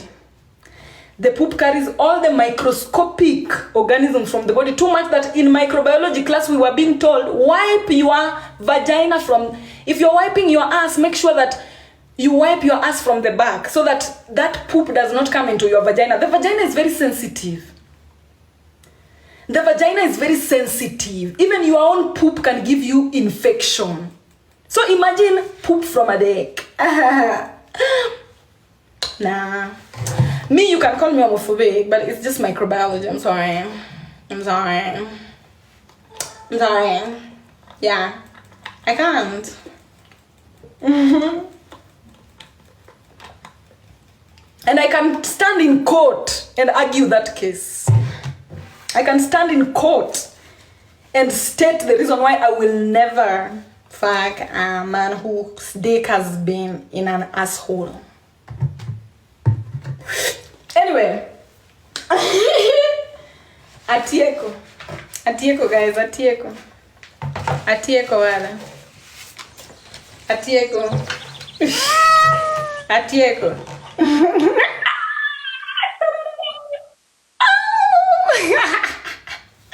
Thank you so much for that. Si nimemaliza. Nimemaliza. Oh shoot, I need to sing the foot. So nimemaliza. Thank you so much, Sida, for reminding me. This is why I need my students. Without my students, I'm nothing. I need my students. And my students, I appreciate you so much. I appreciate you so much. Yes, we need more women to care about, yes.